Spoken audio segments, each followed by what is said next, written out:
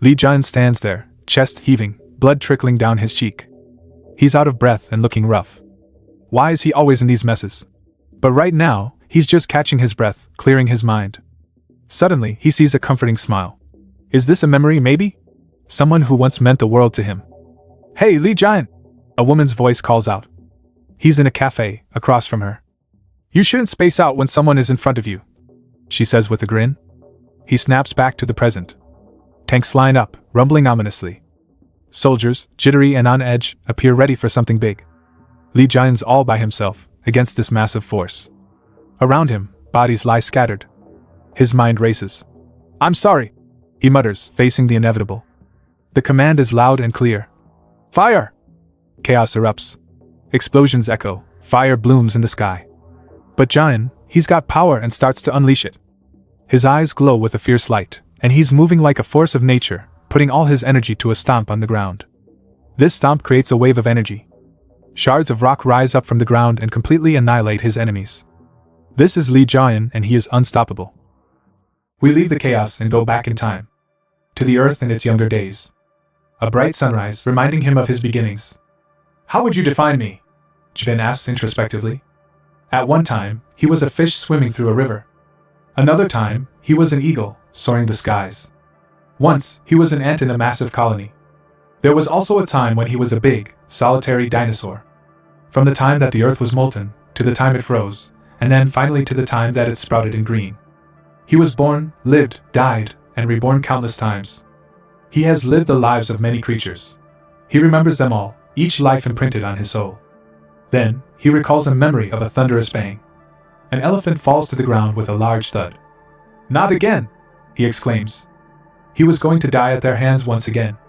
Humans, the one species he's learned to loathe over countless lifetimes. Their smug faces reflecting a primitive pride at the destruction of life. In this eternal dance of rebirth, he has met death naturally. Sometimes, he dies at the hands of stronger creatures. But humans were different. They killed not for survival, but for amusement. The speed at which they evolved their killing methods shocked him. He has been killed 1,000 times by humans. And he hates them intensely. The sun dips lower, casting long shadows over his reflections. He's been through countless rebirths, yet the same haunting questions cling to him at the end of every life. What will I be next? This persistent thought echoes inside him. Perhaps the cycle of lives won't ever release its grip. Why must he be reborn again? The dread of this eternal loop feels overwhelming. When will this all end? His consciousness flickers. The finality seems inevitable. In the silence, he pleads, I don't want to be reborn again. Yet the universe disagrees. A luminous pulse throbs through the darkness. He feels the spark ignite once more. Life insists on beginning anew. The cycle painfully jostles him awake. His very essence groans under the force of creation. Energy swirls, and he can feel the formation of a familiar yet strange body. He's sure of one thing, the depth of this pain signals that he must be a mammal. Despite the multitude of existences he's endured, this level of agony is unprecedented. Yet, curiously, it fills him with a fervor for what's next. A fresh start beckons, offering a peculiar excitement amid the torment. His experiences have taught him a paradox. The harsher the birth's pain, the higher his species in the food chain. Light strips swirl into focus, and he contemplates time itself. How long has it really been? Suddenly, a newborn's gasp announces his arrival. He feels the sting of cold air, a sharp contrast against the gentle, comforting touch holding him. He blinks, vision still fuzzy, and understands the undeniable truth of his new form. A warm face, tear-streaked and tired, gazes down at him with overwhelming love. The species I loathe, he recognizes. There's no denying it, he's been reborn as the very thing he despises the most. A human. Li Jian! Someone calls out his name. Here, his mother replies to the nurse. This is the first time in all the lives he's lived that he has a name. Outside, people go about their daily business in the city. Here's the thing about humans, Jian muses, they complicate everything. They divide and distinguish themselves based on nationality and race and many other things. They name everything in the world and add meaning to it. Inside the doctor's clinic, the doctor reassures Jian's mother that everything's normal with Jian, but she presses on. She's restless. Why is little Jian still not speaking? His mother continues that he doesn't respond when she talks to him, and he didn't even cry when he was born. The doctor suggests it might be psychological, and his mother's frustration peaks. The doctor recommends that they see a psychiatrist. But his mother won't have it. Psych ward? she exclaims, practically on fire. Are you saying that my son is crazy? Giant listens to his mother argue with the doctor. His mother's name is Oh Youngshil. She was an uneducated woman and had a sad fate.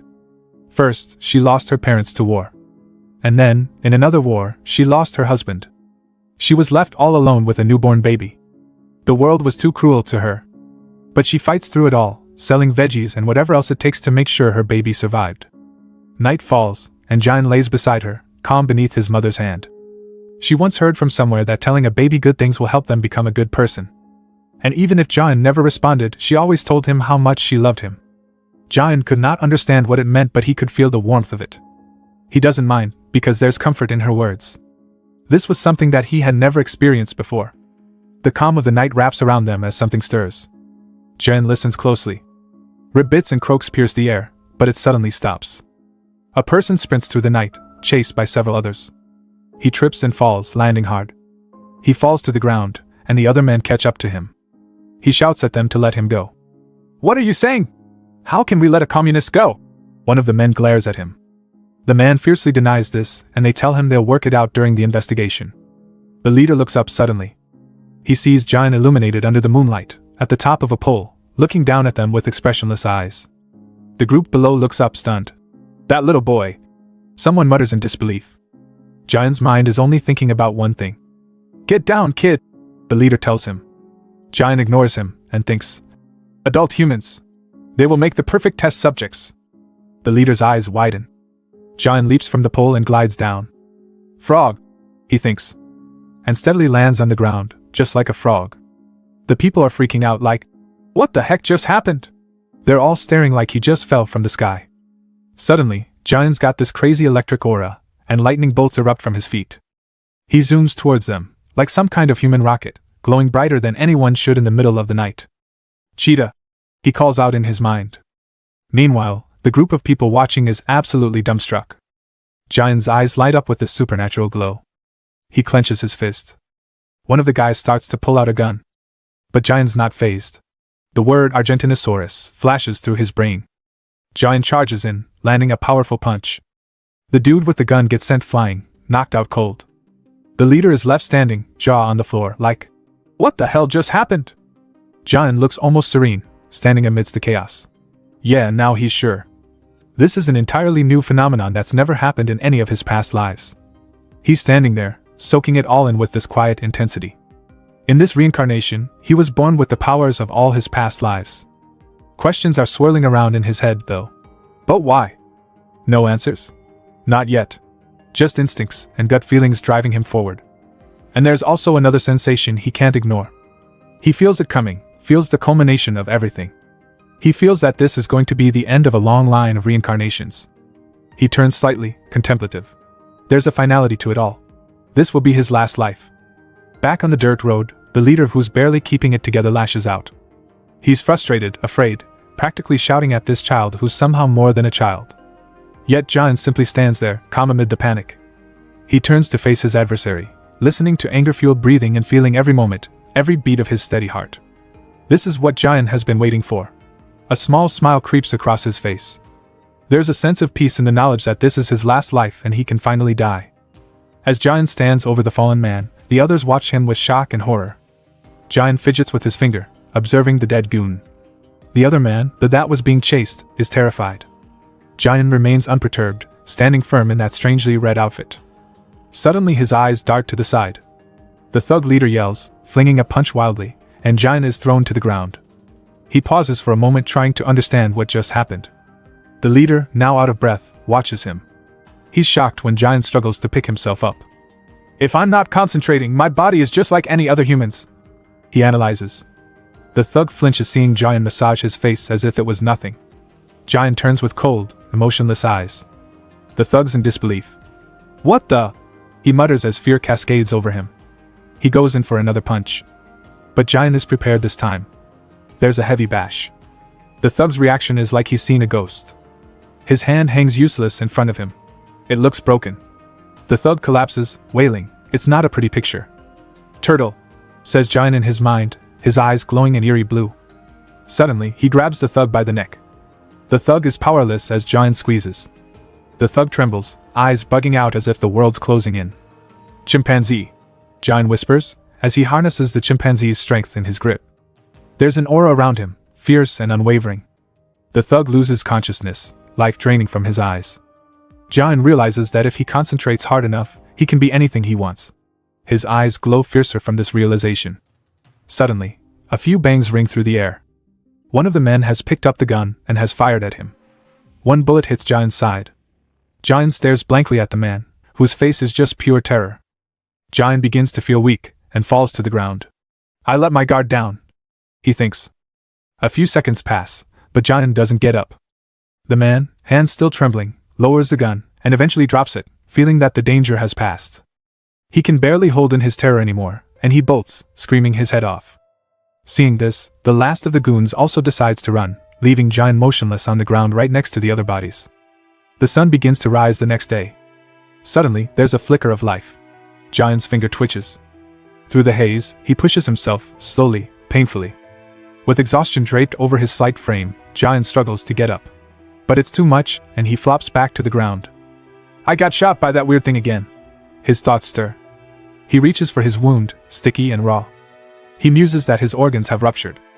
Am I going to die? He asks himself. He looks up at the sky, waiting for his death to arrive. But suddenly, his body stiffens and then rises. He starts to wriggle and twitch, and his wound slowly begins to heal and close up. And then he springs up like a daisy in spring, surprising even himself. Then, with a big heave, he vomits a clear liquid. He retches until everything is purged. Sea cucumber, he thinks weakly in his mind. Giant rises from the ground. I survived, he murmurs, clutching at his wounded side. He's a bit annoyed that he didn't die yet. His survival instincts must have kicked into gear at the last minute. But he's also a bit amused. He's never experienced this before and it fuels his curiosity. This body was so small but so powerful that it didn't make sense. But then again, when has his existence ever made sense? He suddenly hears something. He can hear her voice desperately calling his name. She's calling out, voice filled with panic. The neighbors come out of their houses to see what the commotion was. Giant! She shouts. She's so full of fear and panic at the thought of losing her child. But Giant only stares. It doesn't affect him at all. He turns toward a scarecrow and notices a sparrow perched on it. The bird chirps, blissfully ignorant. Without warning, Giant darts forward and snatches it with uncanny dexterity. He lands softly, his mouth stuffed with his feathered prize. I'm not fully grown yet, but I can be self-sufficient if I try, he thinks while munching. There's no need to stay with her. An image of young Shil flashes through his mind, and her voice whispering, I love you. Deep down, a hint of longing surfaces. He turns toward where young Shil was. But eventually, he turns his back and decides to set off on his own. Back in the village, young Shil is heartbroken and cries out for her son. 4 days pass, and Giant has been walking the whole time. He looks dehydrated and weak. His legs finally give way and he falls to the ground with a thud. Exhaustion claims his body, yet his mind remains active. He feels feverish and like his stomach is tied up in knots. Was it something he ate? He wonders. He thinks about his diet the last few days. Humans were supposed to be omnivorous, weren't they? So what was the problem? He's experienced it many times, but he can never get used to this feeling. He knew he was dying. It's okay, he tells himself. He has no regrets, he thinks as the world slowly turns dark around him. He's ready to face his last death, but then, he hears a rustle of leaves. Someone was approaching. A figure steps out from the woods. It was young Shil. Oh, Giant thinks. He was not expecting this at all. Giant stares at her weakly, as she calls out with undeniable force. Giant! She runs to him, wrapping him in a fierce embrace. She rocks him gently, cradling both the boy and his tattered resolve. He was just an inch from death, but his mind was getting clearer. Hunger grips him. He wants the food that she makes for him. She's loud, he thinks to himself. How much longer is she going to do this? Stop it and give me food. It was at that moment that Giant wanted nothing more than to make her laugh instead of cry. He did not know what they meant, but he spoke human words for the first time in his life.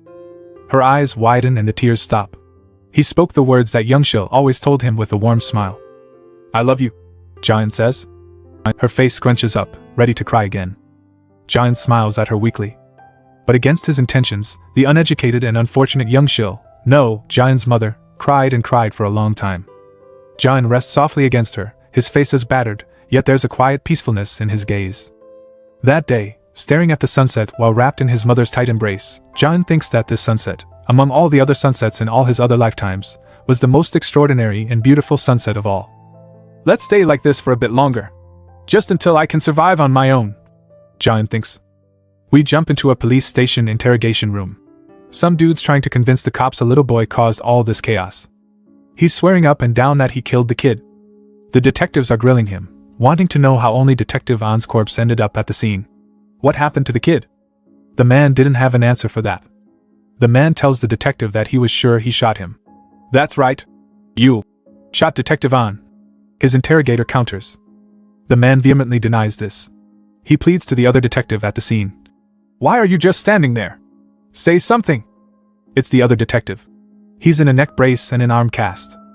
But the detective just freezes him out with silence. Who's believing this story? Apparently nobody. The room's about as hot as it can get before the detective loses his cool and says to deal with him. The accused is hauled out, shouting why the detective was doing this. The investigators aren't buying the story about a little boy killer. The man insists that the boy killed Detective An and he killed the boy. One of them lights up a cigarette, dismissing the hysteria. The detective stares at the prisoner. Looks like he's got something to hide. Days pass after the incident, and life goes back to normal. But Jian notices that ever since that day, Youngshil always held his hand tightly so she wouldn't lose him again. Her grip is warm, her smile comforting. He did not mind all that Youngshil did for him, and that thought really scared him. The years pass, and it's time for Jian to go to school. You beat my boy up? A woman yells. It's Youngshil scolding her son's bullies. The teacher tries to calm her down, but she's having none of it. If you want kids to fight, then let your own kids fight, she screams at the teacher. She now turns to the bullies and threatens to snap their wrists off if they ever do it again. As he watches his mother, Jian comes to the conclusion that Youngshil was only ever kind to him. Another time, there were two elderly ladies gossiping about Jian. Youngshil overhears all of this and loses it, flames of fury practically shooting from her eyes. She's defending Jian like a lioness, telling them to quit talking trash. And still another time, at the market, Youngshil is fighting again. She rants about the country's injustices, claiming they've taken everything from her. And now they want to take her business. Jian watches as she tells the men that they are going to starve if she can't sell her vegetables there. Suddenly, she drops to the ground, daring them to kill her. Jian ponders how Youngshil fought everything in the world, every day. Flash forward, and time's passing like a breeze through the field of daisies. Jian is trying life on the human side, adapting bit by bit. They're at a field of daisies, and Youngshil asks Jian if she looks pretty. Jian just stares while Youngshil smiles at him. She stands with a gentle smile, extending a reassuring hand towards Jian. Her eyes speaking volumes. It was always like this every time Jian thinks about leaving. Youngshil's warm hand reaches out to his, making it very hard to leave. Jian suddenly pauses his innocent eyes full of curiosity. He can't help but ask, "Why do you fight every day?" Youngshil pauses, trying to find the right words. "To protect you," she answers, her voice firm. Jian looks at her, those words cementing a bond that nothing seems capable of breaking. Suddenly, the wind picks up, playfully snatching the daisy from Youngshil's hair. She grins as it floats away. "Let's head back," she suggests warmly. "I'll cook something special for you." Jian realizes that the one thing he hoped never to happen, finally did. He wants to stay by Youngshil's side. As they walk, a figure looms in the distance. The man crouches, grasping the fallen daisy, eyes narrowing as he watches them leave. His presence is dark, foreboding. "Found you, you monster," he murmurs, a sinister edge to his voice. It's the detective from a long time ago. Jian glances back, as if sensing an unseen shadow. His gaze is set. Whatever comes, he's not ready to part with Youngshil just yet. Survival of the fittest. It's the ruthless law of the jungle. The weak fall to the strong. There's no escape from this unending cycle. It's seen as the natural order of life. But not all deaths are easy to swallow. Take this, for example. This one was killed for a human to overcome the heat. This one was killed to overcome the cold.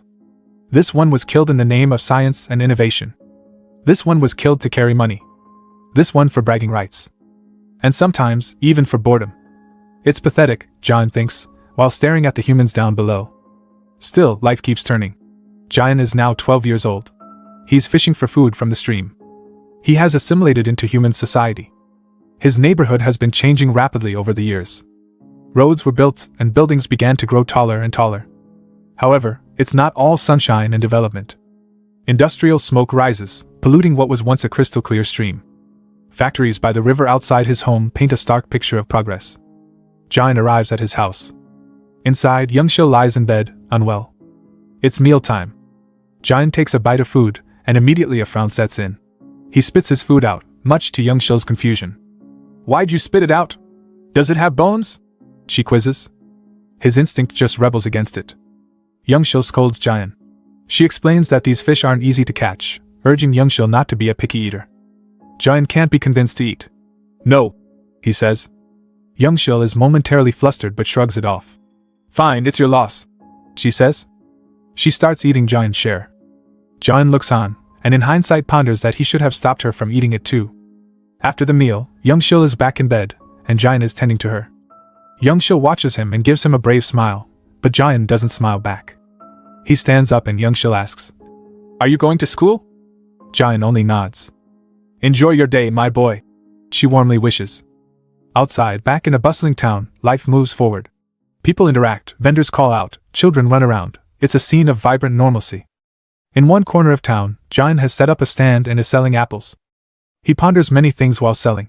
Humans have destroyed the land for convenience's sake, and that development is now eating away at them, just like the rot on this apple. Why does Youngshil have to bear the cost of all these changes? He reflects, as he drops the bruised apple among a pile of healthier ones. Out of nowhere, a hand reaches out to touch an apple. "They look delicious," a man says and asks how much they are. 10 won, Youngshil replies.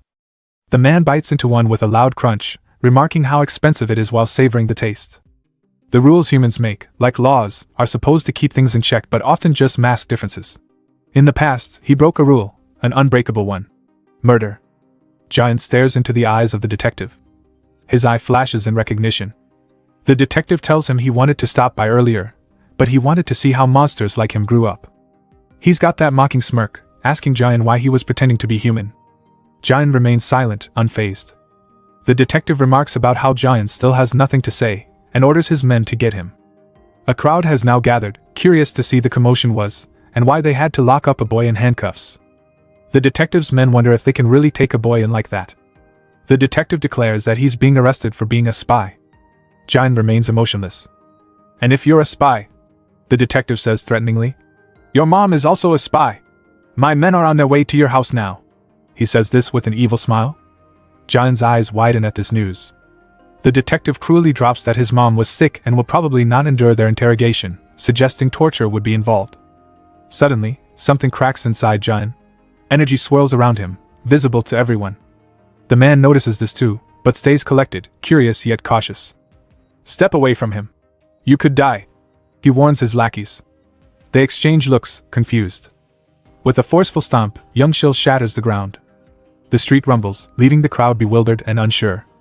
What kind of power are they witnessing? Amidst the chaos, the man's grin suggests he's intrigued rather than frightened. Jian leaps into action and launches himself, quickly disappearing in front of the men. The crowd bursts into chatter, disbelief palpable in the air. "Can't you tell?" the detective says calmly. "He a monster," he finishes as they watch Jian running away from them.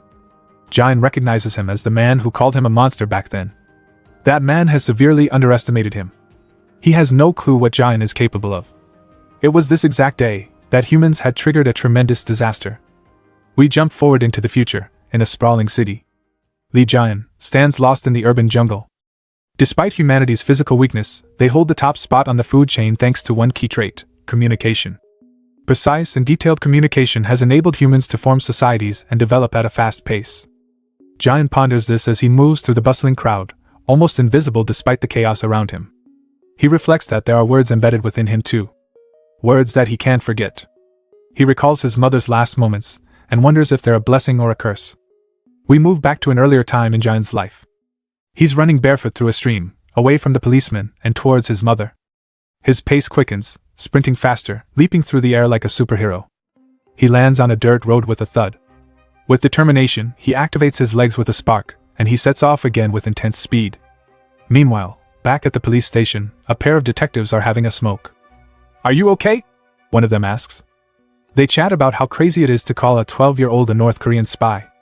They talk about the lieutenant who has put his career on the line, by bringing a huge force to catch the kid. One of them answers that he can understand why. His friend asks why he was against this operation in the first place. He looks at his hand and sees it trembling. He remembers the boy's face and the horrors he witnessed years ago.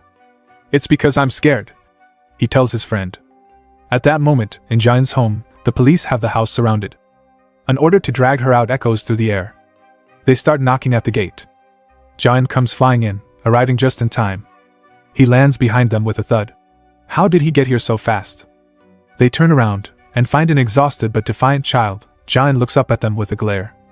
His presence raises questions. They didn't expect him to just appear out of thin air.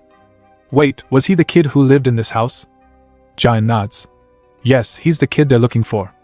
The men are skeptical. Lieutenant Kim might have overreached this time. What can a kid like him really do? The leader orders them to take him in for interrogation. "Hey, you need to come with us, kid," the leader says, towering over him menacingly. Jian clenches his fists. Is he ready for this? Just then, a door slides open to reveal Youngshil, looking weary but fierce. The men all stare at her blankly, not knowing what to do. Her eyes focus on Jian, surrounded by all these men. One of the men says something about Youngshil looking too sick. But orders are orders. The leader tells them to take both Jian and Youngshil. Youngshil stumbles, trying to comprehend. They're taking her boy. Not without a fight. Youngshil gathers every bit of strength she had and yells. She calls to everyone in the village. "We have kidnappers! Please someone help us!" A scuffle breaks out, and Youngshil screams some more. She was practically dying moments ago, but now she looks fine. One of the men mutters. Maybe she really is a spy. Suddenly, someone taps Youngshil on the shoulder. Bam! The slap echoes as Youngshil takes a surprising hit, sending her reeling. Jian's eyes widen at the sight of his mother getting hurt. She staggers but catches herself. Jian feels chills running down his spine. He's boiling with anger from head to toe. The guy who beside him turns to look. Small cracks have appeared under Jian's feet. That last thread of sanity? Gone. Something deep within her snaps. It is over in a few seconds. Bodies are scattered everywhere. Jian's eyes widen as he stands in the dirt, bloody and grim, but with a strange calmness. Youngshil looks at the scene with disbelief. Bodies litter the ground, a testament to a fight they probably didn't expect.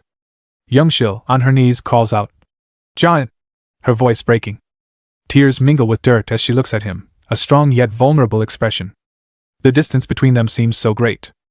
Jian realizes that he did it again. A vehicle screeches to a stop, dust billowing around it. Laughter comes from the vehicle.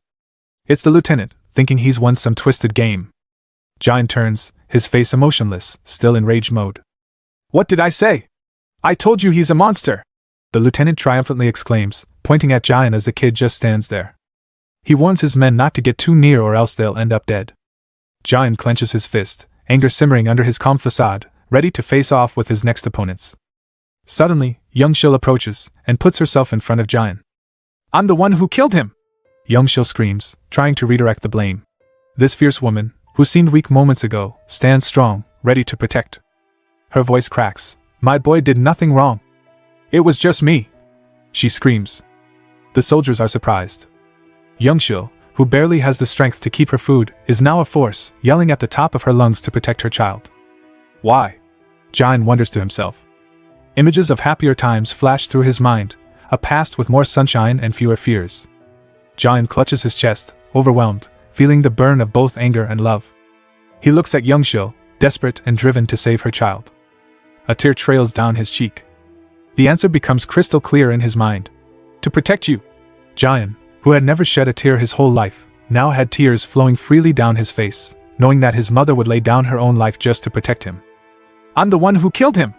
Youngshil yells as the men watch on. "My boy did no wrong! It was me!" She keeps yelling, tears streaming down her face. She throws herself in front of Jian, ready to sacrifice herself. The cops are taken aback, stunned by her boldness and ferocity. Amidst it all, young Jian sobs quietly, overcome by his mother's selflessness. Quietly, the lieutenant loads his gun. He prepares to fire, ice cold as he takes aim at Youngshil. At the last second, he aims for her leg instead. Jian stands firm. He must protect Youngshil. The lieutenant smiles a cruel grin. "Let's see," he murmurs ominously. A gunshot splits the air. Youngshil's face is a mix of fear and surprise. A miraculous thing happens. Jian takes the bullet, shielding Youngshil with his own body. His eyes blaze with an unyielding light. The lieutenant laughs gleefully, convinced of his invincibility. Shoot that woman! Comes the frantic scream. Young Shil and Giant brace against the onslaught. A subordinate resists, telling him they're not resisting. The lieutenant's temper flares. You idiots! He roars. He reminds them they're gonna end up like them if they don't do anything. Panic swells amongst his men. This is an order! He commands, escalating the chaos. Reluctantly, they follow, guns blazing. But Giant? He stands unwavering, eyes fierce. Young Shil watches with horror. Bullets rain down on them. I can do this! Jin's thoughts run like a mantra. He's reaching back across multiple lifetimes, tapping into all of their abilities. Giant reaches out a hand and catches a bullet midair. He's unfazed, even as Young Shil falls beside him. Giant mutters, I can do this! The armor of his spirit unyielding. He becomes an impenetrable wall, every bullet bouncing harmlessly away. The word armadillo echoes in his mind, a protective shield. Even more shots ring out, and they're all shocked by Giant's defense. Young Shil gasps, doesn't dare to blink. She sees Giant, huffing from exertion but still defiant, ready for another round. Blood trickles, but Giant's focus doesn't waver. His eyes, blazing with anger, meet the lieutenant's fearful gaze. What are you waiting for? Keep shooting, the lieutenant orders his men. He spurs them on, barking orders to his faltering crew. Giant gears up for another barrage of bullets. He has no choice, he has to push himself to do it one more time. And suddenly his mother's presence is felt. She jumps in front of Giant and wraps him in her arms.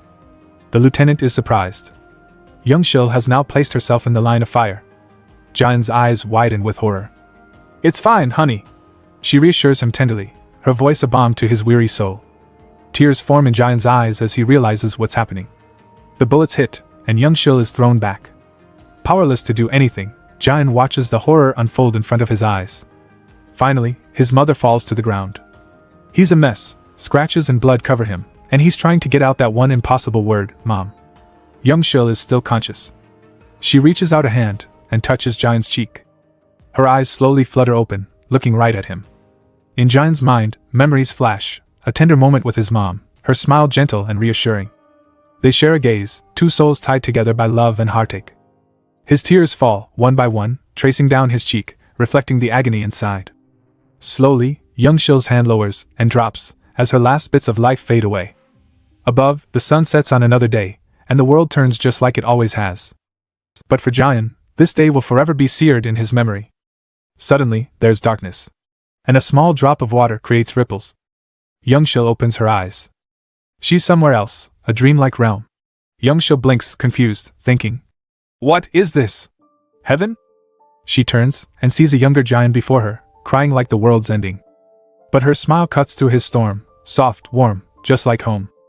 You were a tough baby, never cried this much, she says, humor soothing the jagged edges of the moment. But why are you crying now? Giant crumbles, apologizing for everything. He's confused. He doesn't know what to do. Why does he even have these powers? His mom's death hits him again, guilt crashing over him like a wave. Why did she have to die, when it should have been him? And there she is, embracing him, love unwavering amid his storm. She whispers how having him was her biggest blessing in the world. Thank you, she says, holding Giant in her embrace. Giant tells her he'll follow her soon. His mother pauses for a moment. She holds his shoulders, giving him her last piece of advice. His mom's steady gaze catches his. Promise me one thing.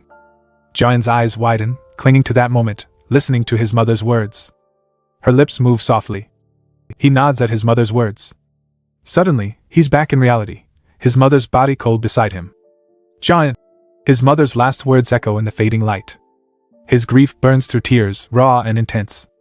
Giant, promise me one thing. No matter what happens, no matter what it takes. Chills run down the thug leader's spine while looking at Giant's face. A new, stronger kind of blaze erupts around Giant. Survive until the end. Were his mother's last words, forever etched into his heart, fueling his rage and resolve. Why was the lieutenant so obsessed with Giant?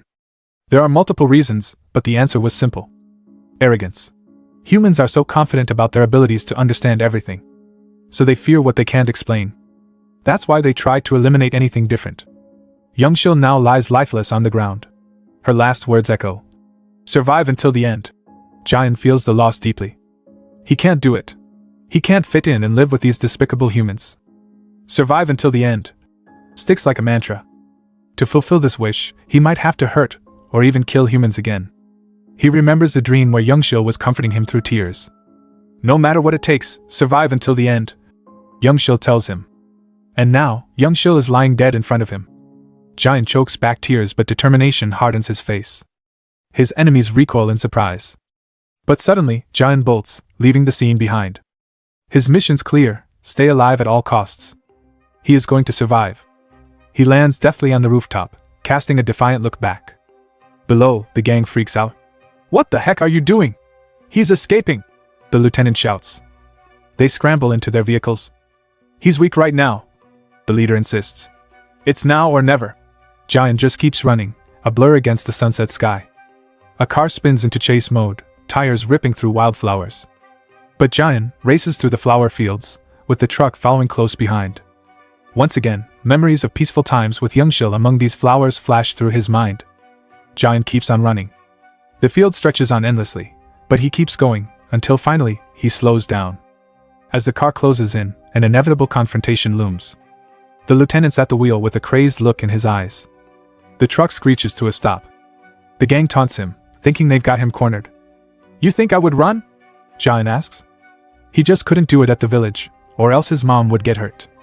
He apologizes, hands covering his face. The gang grows uneasy. Why is he apologizing? That person I killed before, and the ones I killed today, and those of you before me who are about to die, they must have mothers. They were all loved, and have loved once, Giant explains. Just like me, he finishes, with a cold look in his eye. The lieutenant sneers, still believing he had the upper hand. Giant acknowledges that he's made some mistakes. But you are exactly the same, he says, unsettling them with raw honesty. He points out that humans kill without self-awareness, and destroy everything. You ruin everything, he says with cold, dead eyes. The goons are confused. They don't know what he means. Giant grows pensive. He's always wondered why he kept getting reincarnated again and again. He's wondered why he was given these powers. But now he understands. The air crackles with an intense energy. Even the goons can feel it. Giant's fists clench tight, streaks of electric blue spiraling around him as raw power gathers. He can feel it deep in his bones. You humans are destructive and good for nothing, he tells them. The ground starts to crack underneath their feet. A whisper of purpose leaves his lips. I exist to bring about the human race's extinction. And with that, the ground beneath him rumbles, sending tremors that crack the earth. Faces contorted in shock and panic, the gang backs off, realizing the true weight of their threat. Not so confident now, are they? The lieutenant looks up. Giant is now up in the air, leaving the trembling gang frozen. Suspended against a backdrop of a blazing sunset, he hurtles back down like a comet. The gang leaders scream, loud and guttural, echoes as Giant crashes down like a hammer, a resounding kaboom, marking his arrival. A few minutes later, the jeep lies overturned and smoldering. The scene is littered with the defeated, their bodies covered in blood and dust.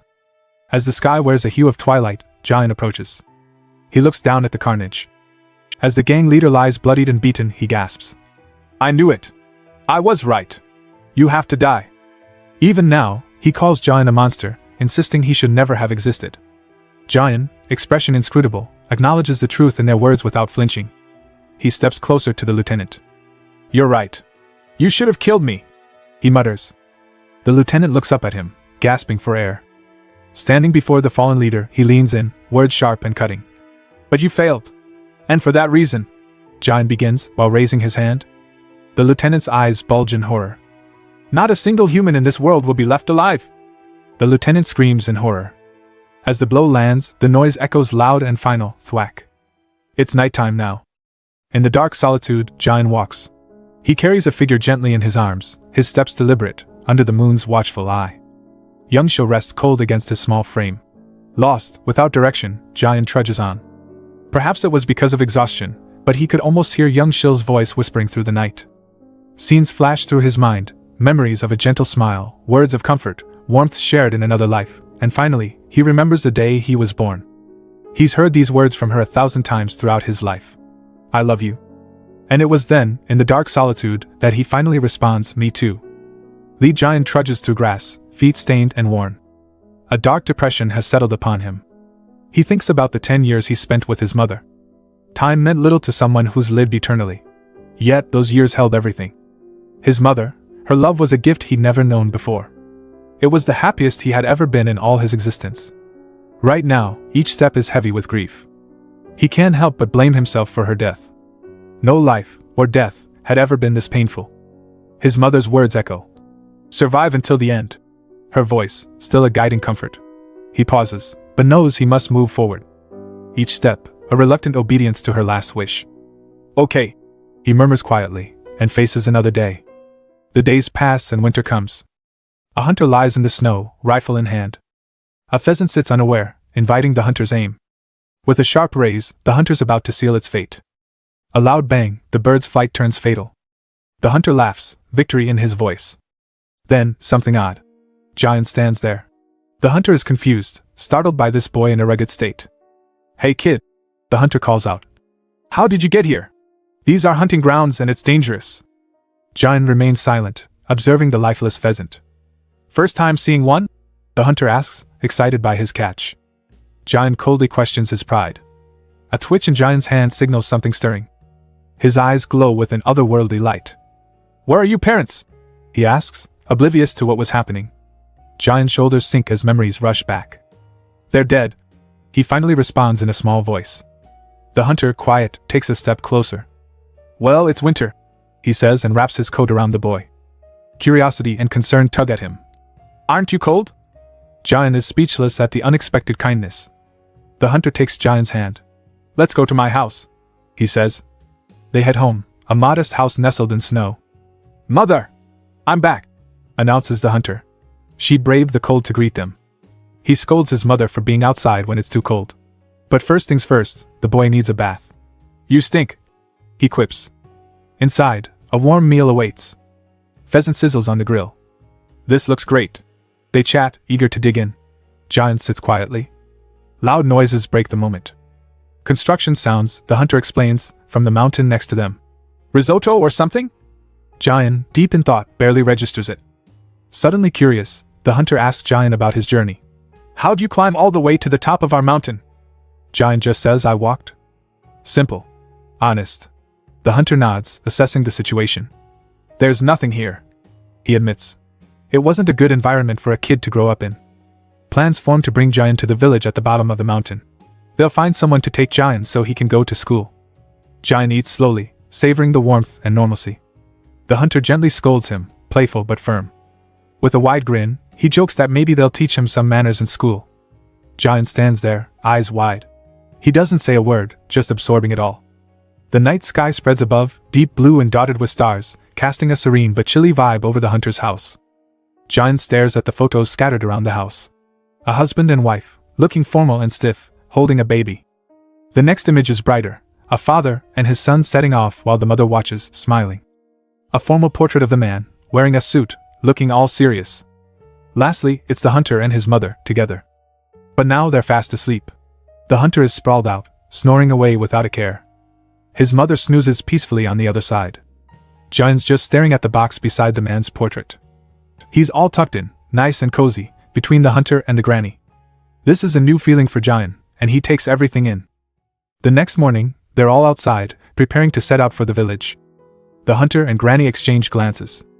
It's a little too long, the hunter observes. They've dressed Giant up in some old clothes, but they're a bit too big. The hunter chuckles, kneeling to roll up pants. Here, let's fold it. Like this, he demonstrates with a soft touch. Giant's eyes briefly soften, a hint of gratitude masked by his usual stoic demeanor. All right. We're ready. Let's go, the hunter announces, as they prepare to leave. He turns to his mom, assuring, Mother, we'll be back soon. His smile is warm, hopeful. She waves them off. Giant follows closely, eyes reflecting the sky that's starting to grumble. It seems nature has different plans for today. They walk along the snow-covered road, each step crunching underfoot.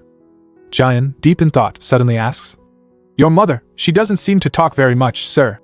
The man laughs heartily, giving Giant's head a playful rub. Come on, kiddo. So you knew how to talk politely? Giant rolls his eyes but remains silent. Beneath his calm facade, there's a flurry of curiosity. She can't talk, the man admits, his expression momentarily serious. It's because she's deaf. Jin furrows his brow. If she can't hear, why do you keep talking to her? Even though she can't hear what I'm saying, it seems like she understands what my heart is trying to say to her. The man shrugs softly. And that's all he really needs, actually. Giant ponders the man's words.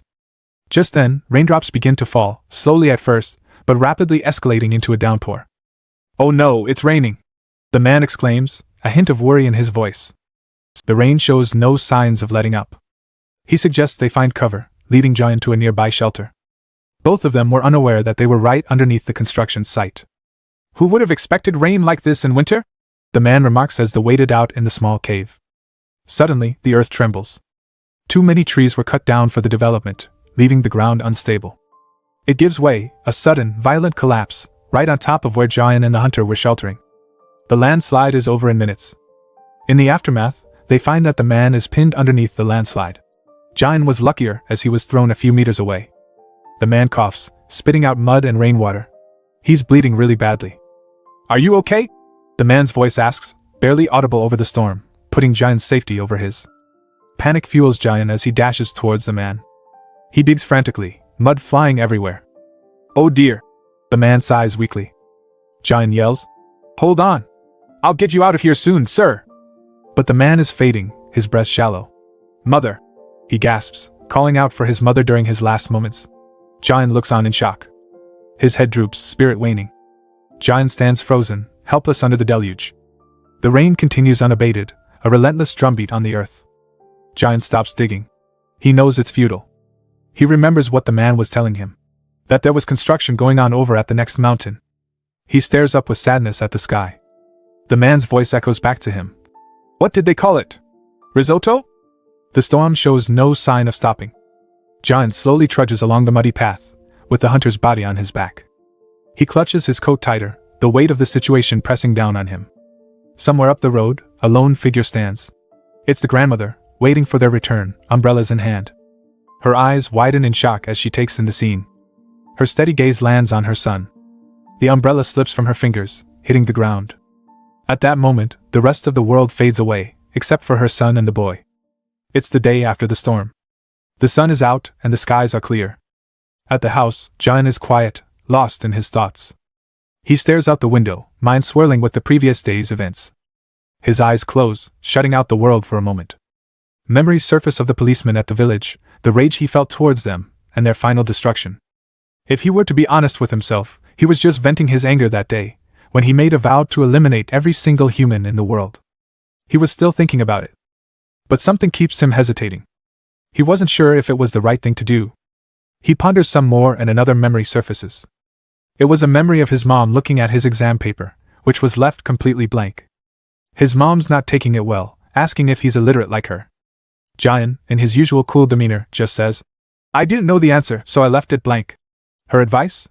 Just write something, anything. Giant replies that he did not know the right answer. Then comes a moment of quiet understanding between them. Back to the present, Giant stares at the clear skies. Looks like he's made up his mind. Meanwhile, somewhere at the next mountain, was the opening of a brand new, flashy resort, or risotto as the hunter called it. Snip goes the ribbon and applause fills the space. There's a crowd of reporters there today, and the owners are putting out their best to impress. A big shot in a fancy coat shakes hands, looking confident, but hey, something catches his eye. "What's that?" he asks, looking at a tiny figure in the distance. "A kid? Here? Now?" The big shot's not pleased, and tells security to hustle the kid out. The security guy runs to block his way, telling him to scram. But wait, something stops the guy in his tracks. Behind Giant is a trail of blood, leading to the mangled bodies of other security guards. Giant's deep in thought, his mom's voice echoes in his mind. "Even if you don't know the answer, solve the question." With a warm smile, she says, "Who cares if you get 0 points? It's okay to be wrong." This advice was his guide for his decision now. The guard stumbles back in horror. "If you really can't figure it out, just solve the question however you want to," echoes his mom's voice. Giant has made up his mind. He's done with hesitating. The guard is in a panic sweat now. But Giant, he's calm as ever, with a chilling promise. "I will kill you all." No hesitation now, his earlier resolve spins into a grim determination. To be really honest, this is what he really wanted to do in the first place. A few hours pass and Giant stands on a ledge. Blood-stained and determined, he surveys the town below, knowing each day he gets stronger. His thoughts are intense. Extinction, he murmurs to himself, understanding the weight of his mission. He knows it's no easy task, but he's ready to face it head-on. His hands, still red from battle, hang by his side, a stark reminder of what's necessary. In a flashback, we see the chaos left behind, a mass of fallen foes, a testament to his resolve. Jian stands alone, heightening his determination with a single thought, that he can do what must be done. Shifting to the calm of the mountains, sunlight creeps over the landscape, a gentle contrast to the previous carnage. There's a grave with a photo of the hunter, and next to it was another grave, the hunter's mother. The shock of her son's death was too much, and she passed away in her sleep not long after. Jian takes in his memories of them, their weight turning into fuel for thought. Sitting there, he figures out his next move. First, he needs to test the extent of his powers. Right now, he knows he holds the collective strength from his past lives, and he can be anything he wanted. The only problem is, when he stops concentrating, his body becomes just a normal human body. He needs to step up his game. Fast forward one crazy year later, a train is approaching. Jian's about to challenge this train head-on, just to test himself. The conductor freaks out at what he sees ahead. It's Jian, unyielding in the middle of the tracks. With a whistle blast slicing through the air, the train barrels toward him. But he's not flinching. The train screeches, the conductor's scream reverberates, as Jian remains calm despite the impending impact. Then wham! The collision scene is nuts. Jian is thrown high into the air, and lands with a sickening crash. The train driver rushes out to save the boy, but he's surprised. He looks everywhere for him, but he's disappeared. Jian, meanwhile, is already at a distance, walking away. He had just harnessed the power of a limpet shell's teeth, and trained himself to maintain it even when he's not focusing. One more year passes. Jian now has the ability to communicate with other creatures. It wasn't words, though, it was more like telepathy. He was able to understand them on a deeper level. What's strange was that, being in a human body played the biggest role in developing this sixth sense. Most creatures in this earth have an affinity towards humans, which was really a mystery. But then things fast forward again, 5 years later. Jian has grown into an adult now. This grown version of Jian has hit his prime. He's matured into this powerhouse, looking fierce and ready. He wants to remain in this state for as long as he can. So he's used his powers as a turtle to make that happen. But guess what? Time flies. Another 10 years pass, and the world isn't what it used to be. Heavy smoke billows from factories, darkening the sky. What a mess! The rivers are choked with plastic waste, a sad testament to human excess. Yet, amid this despair, nature seems to hold its breath, hopeful against the odds. Now, Jian's communication skills have expanded greatly. His connection with nature isn't just with animals anymore, it's with earth, water, even plants. He can feel it, deep inside. Living souls are ingrained in even the simplest objects. He's connected to the entire planet. He can feel it. It's suffering. It's dying. He looks out over a modern city, confronted by human progress clashing with nature, but he wasn't ready just yet. Another 30 years pass. Jian's journey has been about mastering his powers. Years of relentless training have expanded his abilities. And there was no limit to what he could accomplish. Furthermore, he had found a way to combine all his different powers. His eyes burned with blue intensity because he knew, finally, that his preparations were almost complete. Is it finally time? He wonders to himself. Yes, he thinks. Now is the time to act. On top of his mountain, surrounded by a lush forest, Jian meditates silently, feeling his power. Flames burst forth from the ground, igniting beneath his feet. He's channeling immense power, combining heat with more heat, causing pressure. If he repeats this enough times, he is able to cause an earthquake. Jian recalls his past, a major quake he had already triggered before. The world map flashes, pinpointing 6 locations where he can shake the earth like that again. Once the earthquakes are triggered, this will split the continents into 42 fragments, and half will sink under the sea. Standing amidst the wreckage in his mind, he assures himself that no human could ignore this disaster. This will be the end of the human race. A chilling vision is shown of him standing atop a mountain of skulls. He can't explain it, but he has a feeling that this is exactly what will happen. He looks up at the sky. He knows humans won't be the only ones wiped out. Many other species will be driven to extinction. But still, this is something that he has to do. He must do it, even if it's difficult. His thoughts wander to the humans living in the city below. He's been alone for decades. He wonders if he should take one last look at how humans have been living recently, but he swiftly contradicts himself. Nah, he's watched humans for ages, nothing new. But his eyes suddenly flicker with memories, glimpses of his mother, and the kind hunter who gave him shelter. Maybe he should have a look anyway. I can always start the extinction anytime I want, he convinces himself. He extinguishes the flames from his feet, and the ground stops rumbling. He's in no rush as he slowly walks toward human civilization. The destruction of the human race will have to wait another day. Elsewhere, a boat sails silently over the water.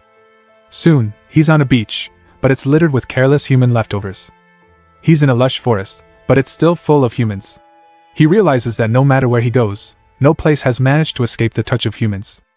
He's alone on the road, steps echoing in the quiet night. This road was also the same. There was once a forest filled with the smell of acacia here, but now it's gone. He halts abruptly. He's changed his mind. Frustration and annoyance at what humans were doing, he thinks about just ending them all right then. But suddenly, a loud honk cuts through. Lights flash in front of him, coming fast, but he doesn't flinch. That sound isn't natural. It wasn't supposed to exist in this world. His eyes glow with fierce blue energy. Suddenly, like lightning, he shatters the road between them. A driver screeches to avoid the chaos. Above, he dislodges a large boulder and sends it hurtling down toward the car. Jian watches with indifference as the car loses control. As the car screeches closer, the driver's face comes into focus. Confusion hits as Jian's eyes widen. What's happening? A simple flower enters his vision. What do you think? A familiar voice asks him. He's in so much shock. I'm pretty, right? Says Youngshil in his memories, placing a daisy in her hair. The woman in the car looks exactly like Youngshil, his beloved mother. Jian is speechless. But the boulder is almost about to hit her car. Jian springs into action. He bolts forward, punching through the rock with raw power. The rock splits in two, and Jian lands on the roof. The driver clenches the steering wheel tight, trying to take control of the car. She opens her eyes for a peek, and the unexpected happens. Someone's face pops out, looking at her upside down. The driver lets out a scream. Up above, another massive boulder is threateningly perched on a cliff, teetering on the edge. The massive rock plummets, aimed straight for the car. Wham! It hits Jian square on the head. The driver recoils in shock. Jian is caught off guard, and the impact sends him into shock. The sound of screeching tires fills the air as the car brakes violently. The sudden braking sends Jian tumbling a few meters in front. The driver swings the door open, rushes to the fallen Jian. Jian can't believe this is happening. He's managed to maintain his abilities unconsciously, but seeing his mom's face again made him lose control. The woman dashes over, adrenaline kicking her into high gear. She kneels down, checking on him. She looks like she's yelling something, but Jian could only think about how like they looked. Jian's eyes flicker as he begins to fade away. It's been a while since he's felt this, the feeling of dying. But wait, what's this? Flickering lights? Jian's eyes suddenly fly open. Staring back at him is the woman who looked like his mother, and a nurse. Jian, with his head bandaged and hair shaved off, is at a complete loss. He sits up abruptly, clearly startled. The nurse kindly suggests taking it easy. He's just had surgery, and post-op isn't fun. Surgery? Jian echoes, touching the bandage cautiously. The nurse explains briefly. They couldn't ID him, so they couldn't get a guardian's signature. But the surgery was urgent, so they went ahead with it. What's your name? The nurse asks, prompting a blank stare from Jian. His name? Lost somewhere in a fog of time and confusion. Jian pauses, thinking hard. He actually hasn't used his name in decades. Let me ponder for a moment, he says with a weird accent. The woman is surprised that he has a southern accent. He sits in silence as he rummages around in his memory. Then he remembers someone familiar, with a warm smile. I remember, he finally exclaims. He takes a deep breath, finding a fragment of himself he'd misplaced. My name is Li Jian. A doctor has now come in to assess Jian. So Li Jian, age unknown, address unknown, and he has memory issues? The doctor asks. He declares that it's going to be a problem. The woman doesn't look happy to hear this. Fast forward 3 months later, she's now in a police station. They've searched high and low, even among older folks, but can't find a match for his identity. Not even the faintest fingerprint trail. They couldn't find him on CCTV either. The woman has heard all this before and just wants to know how they intend to handle the issue. They've never seen a situation like this before. There's a high chance he might be an undocumented alien. The woman only wants answers. The officer smiles awkwardly, saying that having a guardian would make things easier. A guardian. The woman mulls over the idea carefully. Then, a lightbulb moment. A guardian! Back at the hospital, someone's calling out for Li Jian's guardian. Jian sneaks a sideward glance. He nudges the woman. Isn't she calling you? She approaches the counter grudgingly. She signs the form which gives her guardianship over Jian. She pauses, then turns to look at him. Their eyes meet for a second. Does she feel some kind of connection with him? Rizu and Jain leave the hospital. Jain stares at Rizu and asks why she's looking a bit blue. She stares for a second, and deflects, insisting again that it was the rock's fault, and he shouldn't feel indebted to her. Jain asks why she keeps repeating stuff like that. Rizu can't answer, but instead steps closer. She tells him that she put his age as 24 in his documents. The younger the better, right? With a threatening glare, she says that she's older than him, at 34. But did she just say that younger was better? Jain counters. Rizu stares at him darkly, cursing him in her mind. Anyway, Rizu reminds him to speak formally to her because she's older. Jain answers, okay, whatever. She reminds him again to speak to her respectfully because she's way older than him. Jain comes back with an absolutely deadpan face, because he's literally a 3.5 billion years old now. Finally, they move on, with Rizu offering him a job until his memory somehow returns. She suddenly stops. Jain has taken her hand and is holding it. What the heck? She yells, swatting his hand away. She scolds him about taking someone's hand without permission. Why not? He asks innocently. Riz is headed up to here with this ridiculousness. She desperately runs through the basics of obtaining consent. Once done, Jain straightforwardly asks, "Can I hold your hand?" She's not entirely sure how she's ended up in this spot. "Say it politely," she requests. "May I please hold your hand?" Jain asks. Riz takes his hand. "Come on." She pulls him. He stares at it for a moment. Suddenly, there's a crackle, and there's a vague memory of a child and his mom in a field of flowers. There's an emotional rush, and before he knows it, he's crying. Tears quietly roll down his cheek. Rizu is taken aback, asking why on earth he's crying. Jain himself seems confused. "I don't have a clue why," Jain admits.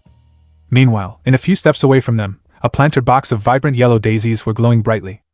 The same kinds that were growing in the field he used to walk through with his mom. The scene kicks off at Café Chabdawin. It's sunset, and the place looks cozy. Rizu and her friend are in a deep convo about Jain, who looks out of place as he listens. Rizu's sipping her drink, while her friend skeptically asks, "Is that who you're staying with?" "Yep, Jain's with them, at least for now." The friend shoots a look, which Jain immediately clocks. "Don't cut your eyes at me," Jain says, which gets Rizu all confused. Things get awkward. The two friends step outside, where a cute corgi's tied up on a leash. The girls argue over Jain's living situation. "He's staying at my place, not yours," says Rizu, defending her decision. Her friend just thinks it's weird. "This dude's unidentified, he has amnesia, and his accent is strange," the friend insists. Rizu's not buying it. "What's wrong with his accent?" she asks, raising an eyebrow. Her friend's adamant. Her mom's from Gyeongsang province, and she knows a fake accent when she hears one. It's like he's imitating it. They mull over why Jain's here and why he might be imitating an accent. Either way, this makes no sense. Her friend argues with concern. "He's a random guy. How can you let him stay with you? Have you lost your mind?" Her friend scolds. Her friend's not wrong, but Riza feels conflicted. She remembers how she met him. They both stare at Jain, still seated inside. Jain, trying to compose himself, offers a faint grin. The friend gasps at the sight. Riza mentions feeling partly responsible for Jain's predicament now. Also, she has a good eye for people. "What's your read on him?" asks her friend. "Somehow he seems harmless," replies Rizu. Both women eye each other, tentatively assessing Jain's intentions. Her friend exhales, half amused and half defeated by Rizu's stubbornness. A plan forms. Since there's an open room on the rooftop above the cafe, the friend suggests Jain can camp there. The two women present this idea. Jain isn't thrilled. "I want to stay with you," he says, a bit direct. "Say it politely," the friend says. Jain tries again, only to be answered. "I don't want that," by Rizu. Jain looks glum but resigned. Rizu warns Jain not to follow her around. He's supposed to live here and work to earn money until he gets his memory back. Jain looks even more glum. "I'll visit often," Rizu reassures, bringing a small comfort to Jain. Still looking sad, Jain gives a little nod. Turning to her friend, Riza tells her to watch over Jain. Her friend's confused. "Leaving already?" Riza has errands to run, especially with her work at the IU. Jain's curious about it. "It's a place called International Environment United. They do good work," explains the friend. "Then I want to work there too," Jain thinks to himself. "Royce," Riza calls out to the corgi. She untying Royce's leash when the corgi suddenly dashes off. As a peculiar moment unfolds, Riza's puzzled over Royce's fondness for Jain. Usually, Royce doesn't like anyone. Jian looks down at Royce. Riza will be taking Royce home. He thinks Royce is a very lucky pup, and gives him a tender pat. Boom, a strange energy zips through the air as Jian touches the dog. The world seems to shift. His eyes widen. Then he bends over as if to throw up. His eyes shift to the road. A random truck screeches onto the scene, adding chaos to the already tense vibes. Royce also starts barking defiantly, sensing something's off with the truck. Riza tries to calm the corgi as the truck drives past. Jian stares at the vehicle. That car, he murmurs. Riza notices it's an IU truck. What about it? Riza wonders. Royce is still growling at the truck intensely. A dog's nose is insane compared to ours. Like thousands of times sharper. Jian didn't mean to use the dog's powers when he touched it, but he did, and he sensed a peculiar creature. There's something inside that big, bulky truck that even Jian had never encountered before. Some crazy organism born out of human innovation. Jian, despite his lost memories, was able to sense it. Rizu and her friend exchange uneasy looks. The signs that creature was producing were way too intense to ignore. Whatever's in there is bad news, filled with a sense of deep hatred for humanity and all of its existence. Inside a research facility, folks are discussing a hydra. This hydra contains malignant genes that cause cancer. In a lab, they're studying this strange creature. It can regenerate itself completely from just a tiny fragment.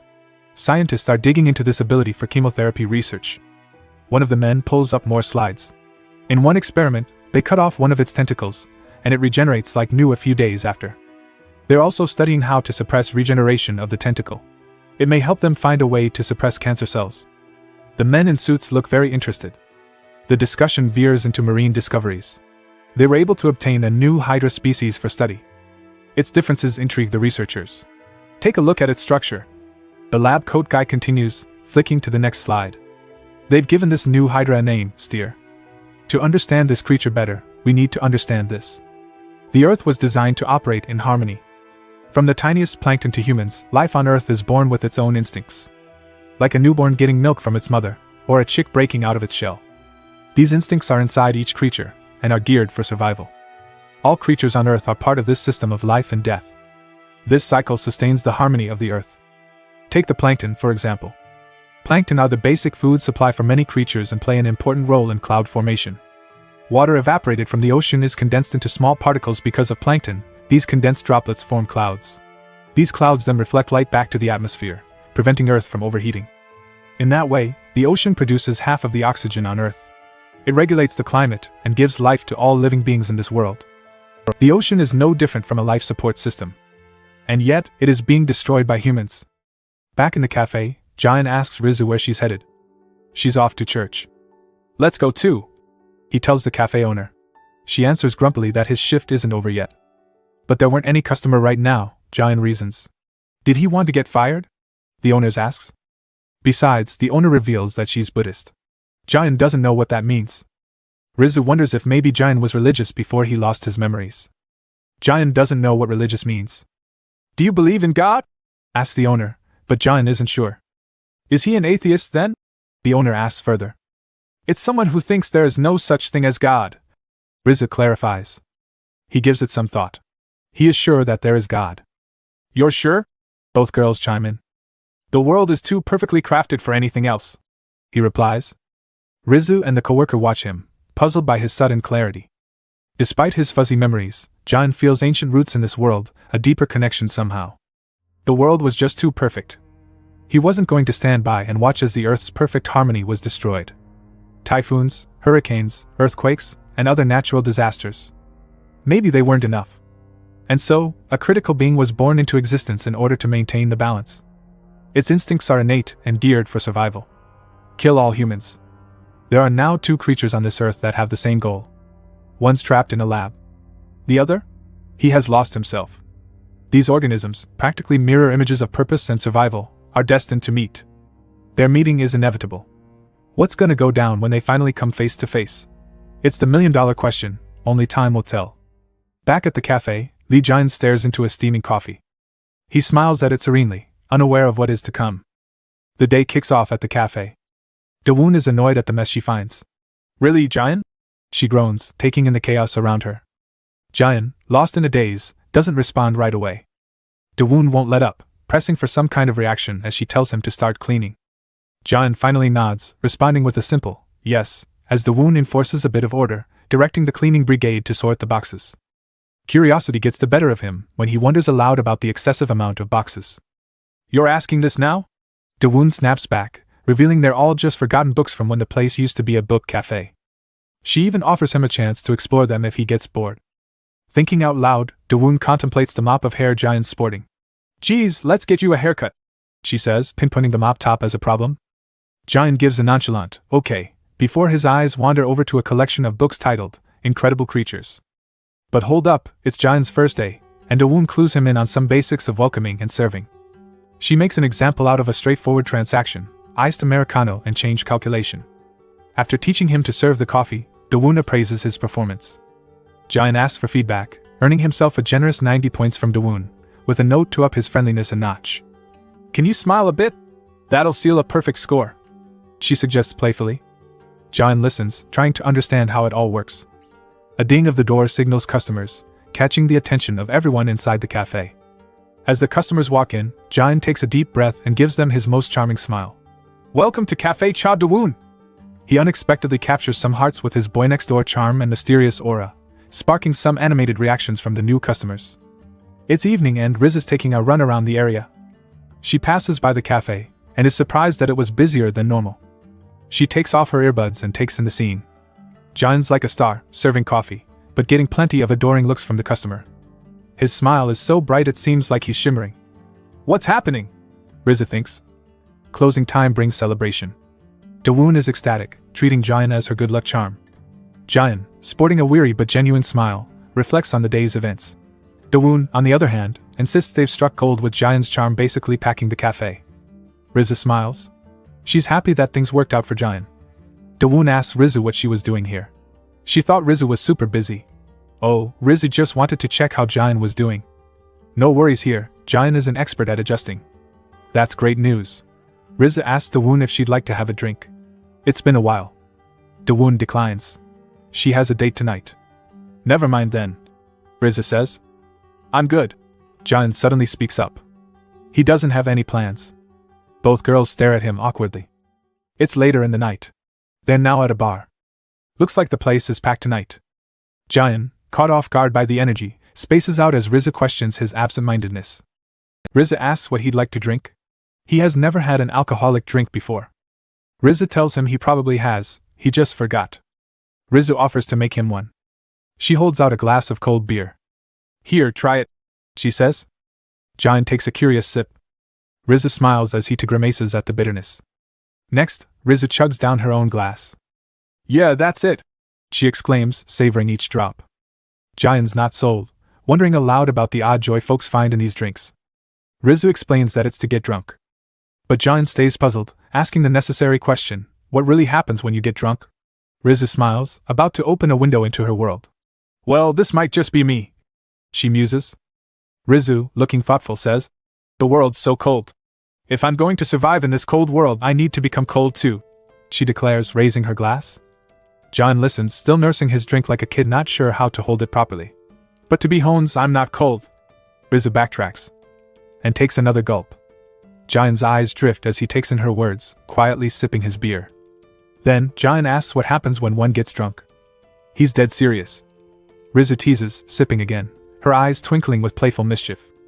I become crazier, she laughs, daring him. You'll see the real me. Jian ponders these words. He's listening intently, looking at his beer. Who is the real me? He wonders. Okay, they're now done drinking and are walking home. They meander through the moonlit streets and Riz's energy is infectious. Yeah, I'm feeling great, she cheers, while Jian, slightly wobbly, spouts gibberish. Soon it's time they part ways. Jian offers a genuine gesture, insisting he walks her home because it's dangerous at night. She counters with sarcasm, poking fun at his old-school chivalry. Turns out, he's picked up some manners from one of the books in the boxes upstairs. The night wraps them in its quiet, and off they stroll, steps echoing in perfect harmony. Then surprise! A field of glowing fireflies. Riz is astonished. They're both entranced, swept into a serene, magical moment. Whoa, fireflies! She whispers, never having seen them before. Jian agrees, finding them incredibly pretty. The glow seems to reflect right back in his eyes. Jian asks if she likes them. Yeah, they're pretty, she replies, simply appreciating the beauty. Jian's lost in thought, staring at the little creatures. Suddenly, Jian's eyes widen. Was it a memory perhaps? He reaches out his hand. Riz's jaw starts to drop as she sees a glow. The surprise quickly turns to terror. The fireflies have all gathered around him, and he's glowing from head to foot. Jian chuckles innocently, as if discovering a whole new facet of himself. What about now? He laughs. Do you like me when I'm like this? I'm pretty too, right? He laughs, echoing the words of his mother from a lifetime ago. Rizu, wide-eyed and frozen, struggles to comprehend what she's witnessing. Jian, with his goofy smile and otherworldly powers, freaks her out. Her scream pierces the night. Jian, looking puzzled, asks, Huh? What's up? Riza bolts like she's seen a ghost. Jian could only muster a faint. Oh. Realizing that he had freaked her out. He calls after her. Don't follow me! She yells, trying to put distance between her and Jian. But wait! Jian calls out, warning Riza to look ahead. But it's too late, she's heading straight for the edge. She trips on the barrier and falls over. Jian's eyes widen, seeing her go over. Riza's mind races. Am I going to die? As the ground disappears beneath her. Then, a flashback, cheetahs darting across a book page, comes to Jian's mind, and he sprints into action. Time seems to slow, and just as she's about to hit the ground. But then, her eyes widen. She sees Jian leap over the edge after her, eyes glowing blue. There's a moment of electrifying eye contact, and then Jian swoops down, grabbing her out of thin air. In a miraculous move, he pulls off the catch of the century, landing smoothly and holding Riza securely. Both of them are wide-eyed and breathless. Jian lets out a sigh of relief, muttering about how scary that was. You okay? He asks. But Riza's still in shock and not quite believing what just happened. The scene changes. Now we're at the IU, an advanced research facility where everyone's poring over scientific wonderments. They're talking about something called steer, a specimen with incredible regenerative powers. Riza listens, but looks exhausted. One of the scientists poses a mind bender. Are these copies the same creature or a whole new deal? The lead scientist's like, good question, and shows a bottle of sulfuric acid that causes distress in the creature, but doesn't harm steer. Everyone's intrigued. It's all mystery on top of mystery with these experiments, like where's this going? Even Riz is there, looking weary but incredulous. The other samples have started to tremble and struggle, as if also feeling the effects of the acid too. Back to basics, they wonder if these new entities are independent, or still part of the same creature. They still don't have an answer for that yet. Riz is amazed. They're not connected by nerves. How is it possible? The head scientist smiles serenely. It's a complete mystery. Rizu, freaked out by the implications, is getting all introspective, raising more questions than answers. Later in the day, Rizu speaks with the lab head. He asks her if she's still drunk from yesterday. Someone began to glow? Like fireflies? Rizu laughs awkwardly. But what if there was, hypothetically, someone who did that? Rizu presses on. The lab head replies that if indeed there was someone who had these kinds of powers, they wouldn't be human. They would be a research subject. Rizu ponders his reply. Back in the cafe world, we're at Dawoon's place. It's night again, with the same sense of quiet. Rizu, looking worn out, returns to the cafe where Jian is back to his usual duties, wiping glasses with a hint of melancholy. He spots her standing outside. He waves at her happily. The cafe's closed for the night, so they have a chat. Turns out Dawoon's out on another date. Rizu doesn't know how to begin the conversation. She gets a bit intense, bringing up what happened yesterday. Jian, with a blank stare. She presses on, trying to make him remember how he lit up like a beacon. He admits something vague, like, oh, that. I can be anything I want, but I don't know why. It's clearly cool, but also quite unnerving. He throws in a, cool, right? But Riz is not sold. Still, he reassures her he won't do anything she doesn't want him to. Rizu, not missing a beat, pushes further. If he can be anything, what else could he do? Jian stands there, looking all thoughtful and a bit distracted, like he's lost in his own head. Meanwhile, Riz is staring at him, clearly trying to piece something together. What's she thinking? Suspicion, maybe? Questions flying through her mind. Suddenly, a flash of memory from his childhood comes back to him.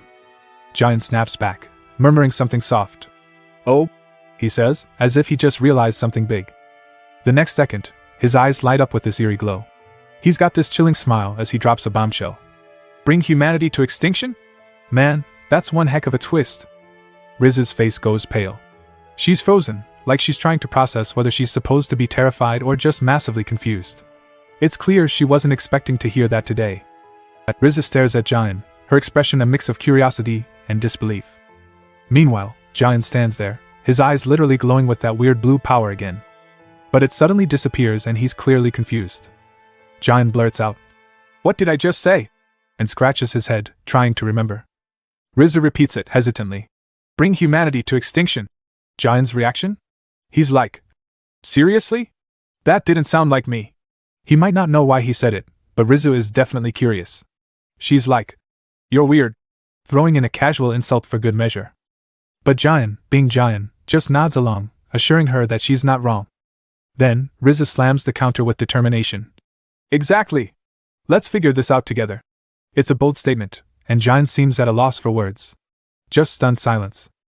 A while later, Riza drops a consent form in front of Jayan, explaining, "I need your consent to study you." Underneath her facade, there's serious intrigue about Jayan's abilities. "The research won't be dangerous," she reassures, but leaves the decision entirely up to him. After a moment's hesitation, Jayan signs it without a fuss. Rizu, triumphant, smiles as she checks his signature. Jayan casually wonders what else Rizu wants him to do, almost too compliant. Rizu doesn't give much away, just smiling knowingly. The next day, someone strides back into the cafe, enter Dawoon. Her energy is the complete opposite of Jayan's drained appearance. She gasps dramatically, playing up her concern. "My poor Jayan! Where did your smile go? Why do you look like death?" she cries. Jayan's response is muted, exhaustion marks his face. Last night, Riza did her tests. There was a blood test. She made him drink some stuff and put a tube down his throat. "I had some things to take care of last night," he replies evasively. Dawoon's puzzled, but doesn't prod further. Later that night, Riza's in her apartment. She thinks she's getting too old. She feels so tired. Riza later contemplates to herself about everything Jayan said. How could he say such a heavy thing so nonchalantly? Bring humanity to extinction. Something must have happened to him before he lost his memories, Riza ponders. She stares at a photo on the shelf. It's of her and a younger boy. Her brother maybe? The next day at the IU, they're running tests on Jayan's blood, hoping for answers. A colleague confirms. "He's an ordinary man." The words hang hollow with unintentional irony. "That's it. He's just human," Rizu repeats incredulously. The results? Not what anyone expected.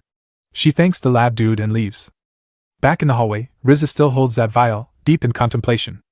Every test the same. Nothing extraordinary revealed. The uncertainty of Jayan being just human leaves her more puzzled than ever. She remembers Jayan glowing, and his speed when he saved her from the fall. As Riza walks away, her face scrunched with frustration over all she's yet to understand. Common sense is crumbling. Her mind's a storm of unresolved questions and invisible dots she can't connect just yet. Absent-mindedly, she walks past the lab where Steer was being experimented on. As she walks past, a tentacle starts to twitch. A lab tech notices it. Steer starts to writhe and pulsate. It's quivering like it wants out. The lab tech yelps in shock as the canister launches itself off the table and falls to the floor. A look of sheer panic is etched across the faces of the lab techs. As if on cue, there's a loud shatter as the container smashes on the floor. Then, almost instantly, it's like a jolt of electricity hits Jayan. He's at the cafe now, all jittery at the table. People around him look up, curious. This feeling sends shivers down his spine. He doesn't know why, but something's happening.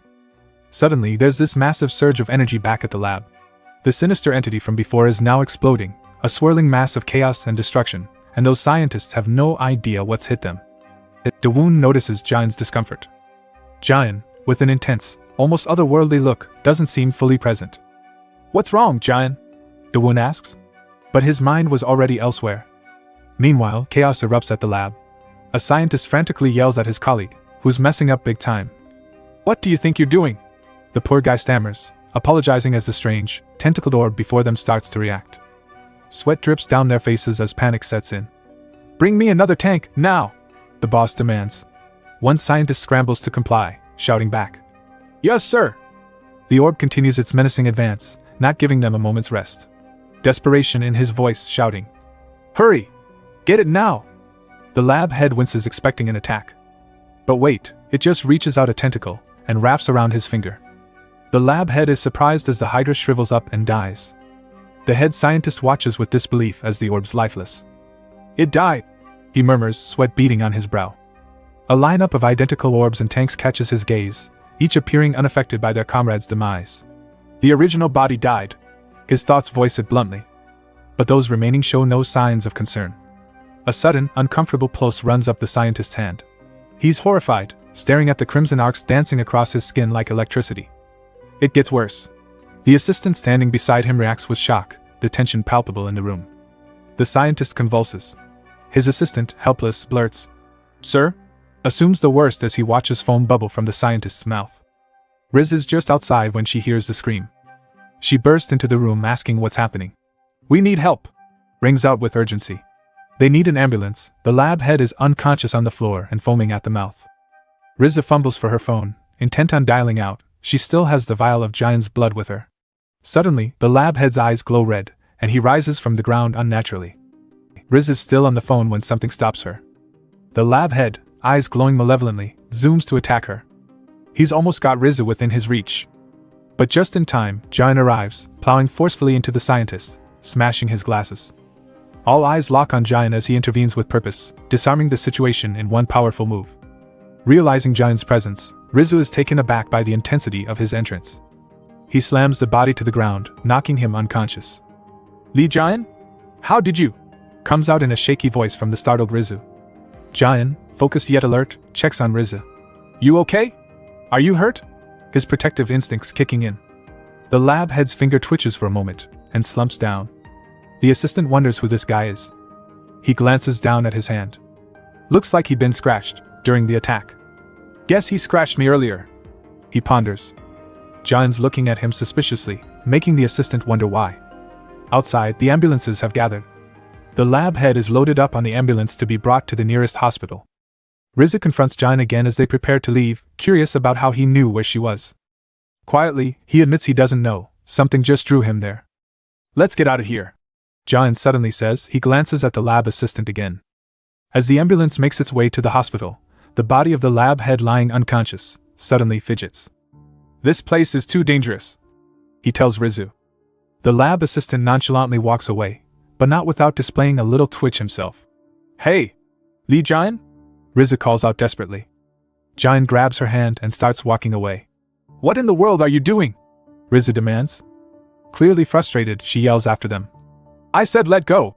and forcefully breaks free from Jian's grip. She spins on him, eyes blazing. "What's wrong with you? What's so dangerous?" she asks, confused and angry. Jian, taken aback, tries to find the words. "It's hard to explain with words, but it really is dangerous," he mumbles, looking dead serious. "I don't have a good feeling about this place," he tries to explain while Riza looks on. Jian pleads, "Can't you trust me just this once?" A tense pause lingers in the air as Riza thinks it over. Cut to a peaceful drive. The sun is setting over a highway. Rizu is in the car, apologizing over the phone for bailing on her commitments, pretending to feel unwell. She hangs up, clearly troubled. Jian, grateful, softly thanks her, "Thank you." A silent moment passes between them. As they cruise, Rizu hands over some test results to Jian. They chat about his health, how the results show he's normal, except for one thing. His senses were off the charts sharp. They were inhuman. Then Rizu drops a bombshell. "Do you like me?" Jian doesn't skip a beat. "Yeah. I like you." "Then, what about other people?" Riza asks. Jian's nonchalant. "I don't really care about them." But Riza counters. "No, you hate other people." We cruise over to the hospital, where the head lab scientist is confined. A frenzied scene unfolds as he bites the hand of a doctor in a crazed fit. The scientist backs off, wide-eyed, realizing what he's done. "Hey! What was that just now?" freaks out the bitten doctor. The doctor and hospital staff eye him warily as they leave the room. "I'm dipping in and out of consciousness," admits the bitten scientist. He recalls the doctor's words. He gets the all clear on his health, but questions linger. "Then why did I have a seizure?" he wonders. The doctor blames stress. The scientist examines his fingers, recalling the earlier mayhem. A certainty dawns on him. This was caused by the steer. He's stuck on a hospital bed but with an intestine-churning urge. He needs to get back to his lab. At the IU, life seems ordinary, but things are never as they appear, right? As the lab assistant, yes, the one that got scratched, nods off, a mosquito lands on him and makes him her next meal. He swats the mosquito away, but it flies off easily, humming its own threat in the silence. The story zips back to our duo now on a roadside. Rizu wonders, based on Giant's antisocial tendencies, if something bad happened to him before he lost his memories. It's okay, I hate humans too, she admits, but concedes that it's something they can fix with time. Giant, a little dazed, still in the dark. I don't know what you're talking about. Riz's curiosity peaks. There's one more thing I wanted to know. A question mark hangs heavy in the air. Eyes lock, and Riz begins. Why do you like me? And with the sun setting behind them, that heavy question lingers. You hate other people. Riz's words echo in his mind. If he had to be honest with himself, she was right. Giant's lost in his thoughts. These people are kind of like him, yet so different. And he hates them. Riz's voice brings him back to the present. Why do you like me? She asks, but Giant only stares. He can't describe it either. But that moment quickly shifts to a whole new vibe. Giant asks if she really wanted him to do it. Riz gives an affirmative nod. They step out onto a pier, the water stretching endless before them. Giant raises a hand over the water with a confident twist. Riz's mixture of curiosity and thrill is evident as he conjures something extraordinary. Suddenly, the water around them is surrounded by hundreds of ocean creatures. They're doing exactly what Giant wants them to do. Giant's eyes light up as he focuses. The water swells around his feet. He raises his hand again, and a large bubble of water rises up from the ocean. Riz's face turns from surprise to absolute shock as the water, a monstrous, gorgeous fountain, erupts in a swirling dance. Giant's expression remains steady. But Riz is a mix between amazement and fear, trying to hold it together. Then, out of all places, Giant asks what's next. Ride the wave, maybe? Riz hesitates but, feeling bold, nods along. The sun's rays scatter on a dramatic seascape. On an old plank of wood, the two take off on the bubble, caught in a sweeping adventure. Giant tells her to relax even as she clings on, fear and excitement battling inside her. The reason you're scared is because you're trying to fight it, he says, and reassures her that he is by her side. Land, water, and wind. They have always been by our side. You just have to accept them and let yourself feel. Finally, Rizu accepts Giant's words and lets go of her worries. A tranquil yet blazing sunset wraps them in warmth. It's incredible, right? Rizu, eyes wide and alive, reflects on just how crazy awesome this is. She slowly lets go of Giant and reaches out a hand, tentatively at first. But then, she breaks out into a smile. They fly through the sky, pure euphoria written all over. Left with gentle nightfall, they settle on a deserted isle. Clouds offer them soft covers, but not cell phone signals. It's just them, the sky, and an endless sea. Rizu flops onto the sand, exhausted, exhilarated, things spinning wildly in her head. The night is theirs. A soft smile graces her fatigued features. In this candid moment, she murmurs a thank you to Giant. Giant, sitting beside her, questions the simplicity yet depth of her gratitude. For what? Rizu states. That was the best I've felt in my whole life. Giant responds with a gentle, almost understanding smile. At that exact moment, at the hospital in the city, the scientist is awake in bed, trying to understand what was happening inside him. These words echo in the air. I don't need any tests to sense it. He's caught up in a big revelation. Steer's original body isn't dead yet. This thing is living inside him, sharing his body like an unwanted guest. His face is contorted in concentration. 1. 5. 36. Now, there are even more, a whole mass of them. Turns out, countless people are somehow intertwined with him, and their numbers keep growing. His face is grim, burdened. He realizes this thing's cells will take control of others. And the original body inside him is gearing up to send out orders. At the moment, there's only one order. Expand! His eyes narrow sharply. Why is it sending that signal? Meanwhile, under a serene moonlit sky, Giant and Riza sit by the beach. They talk about this devastating potential, like the havoc he could wreak on humanity. Rizu acknowledges Giant's dangerous power, calling him a living nuke. But then, Rizu insists she's his guardian, determined to keep his destructive side in check. She confesses she doesn't know his past, but feels it's her duty to be there. Her mission at the IU is to protect this beautiful world. Giant softens, a faint smile appearing.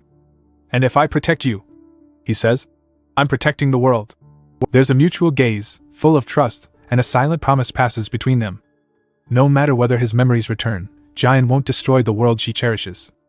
This brings a quiet smile to Riz's face. Giant, more resolved now, vows, this I promise. But something interrupts him. The word expand throbs with malevolence. Yet Giant's voice is firm. I'll protect you. But those dark cells persist, whispering destruction. Destroy them all. The two sit quietly on the sand, their resolve unshakable as they face the still night together. We kick off the day at the IU. There's a buzz in the air, something's brewing. Two scientists are chatting in hushed tones. One mentions that someone doesn't want anybody going inside today. They're worried, seriously worried, because after a recent seizure, things have changed. Everything's just different with him now. The atmosphere is tense as they approach a door with no entry plastered across it. Inside, a man with glasses clicks away on his keyboard. His illuminated face is locked in intense concentration, surrounded by darkness except for the glow from the screen. The steer right now. No, he corrects himself. The humans right now are connected to him. He's dealing with 280,000 humans connected to him, scattered across the globe. He muses about how dangerous this situation is, weighing his limited options. There's a decision looming, a choice between two options A and B. His face hardens with resolve. Outside, the city hums with life. Crowds move like waves, and yet one hand reaches out seemingly alone among them, pondering why it had to be him. A newscast beams from above. The Green New Deal has passed, sparking controversy, and being called extreme environmentalism. Then, breaking news. It's reported that a vocal opponent of these changes, a prominent figure, was found dead, purportedly a suicide. In the shadows, the scientist ruminates quietly. In the country, a heated debate ensues over these radical environmental policies. The scientist takes shallow breaths. Then, more deaths, a chairman of a global oil company. Also a suspected suicide. In another part of the world, the party vehemently opposed to the Green Deal suddenly reverses and announces its support. The scientist's eyes widen with realization. I was chosen to bring about a better world. His fist is clenched as he experiences this come-to-Jesus moment. Suddenly, a creak. I found it, says a voice. Suddenly, a mysterious figure lands with practiced ease, confronting the scientist. It's Jian. It's you, isn't it? The one acting strange? He asks emotionlessly. The man with glasses demands to know his identity, incredulity lining his voice. Li Jian, he replies with a calm confidence. Things suddenly get real. A twitch, a shaking realization hits the man hard. Pain and chaotic energy burst forth, he screams into the void, and he slumps down, glasses clinking to the ground forgotten. You found me. A voice surfaces within. There's a daunting aura engulfing the room as the man faces his inevitable question, what next? Li Jian thinks about this question for a moment. He goes back to another moment, at the cafe with Riz earlier today. He snatches something in the air. Riz is not impressed. Why'd he do that? Jian stares at the mosquito in his hand. Now it's back to reality. I think. His words hanging in stale air. I'll kill you, he declares simply, without emotion. Their bond is palpable, these two entities sensing and measuring one another. Steer asks why Jian was trying to stop him. He may have taken human form now, but they were born with the same goal. Jian's response is clipped direct. You're a threat to Rizu, and I'm going to protect her. Power surges around him with raw intent. Jian's eyes burn bright, water crackling with energy. The man feels the weight, the threat to his own grand plans. Flashback vibes kick in. The creature remembers how it was suppressing itself back then because they didn't have enough power. Cut to now, and it's clear that things have changed big time. He clenches his fist. Jian's got this sharp, focused look, eyes that catch everything. Noise erupts from the door. Thuds and thumps echo. Something's crashing its way toward him. The door bursts open with force. Bodies rush in like a tidal wave. Zombies? No, it's something else. They swarm, charging without fear. Jian's on high alert. Hands reach for him, intent clear in their movements. What could make every single person around turn like this?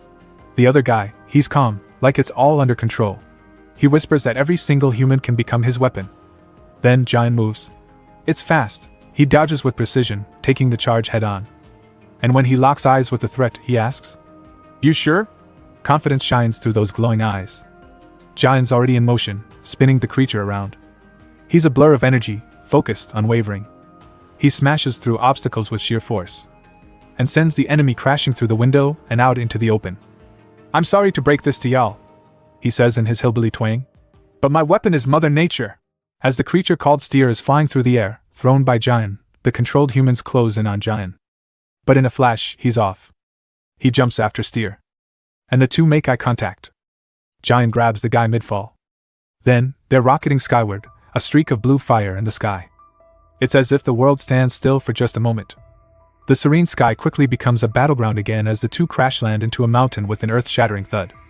The impact is too much for Steer as he coughs out blood. Jian stands over him, calm and unyielding.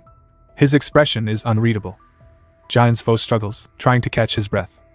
Jian tells him he intended to kill him, but why is he not dying? The sound of someone being beaten up echo throughout the forest.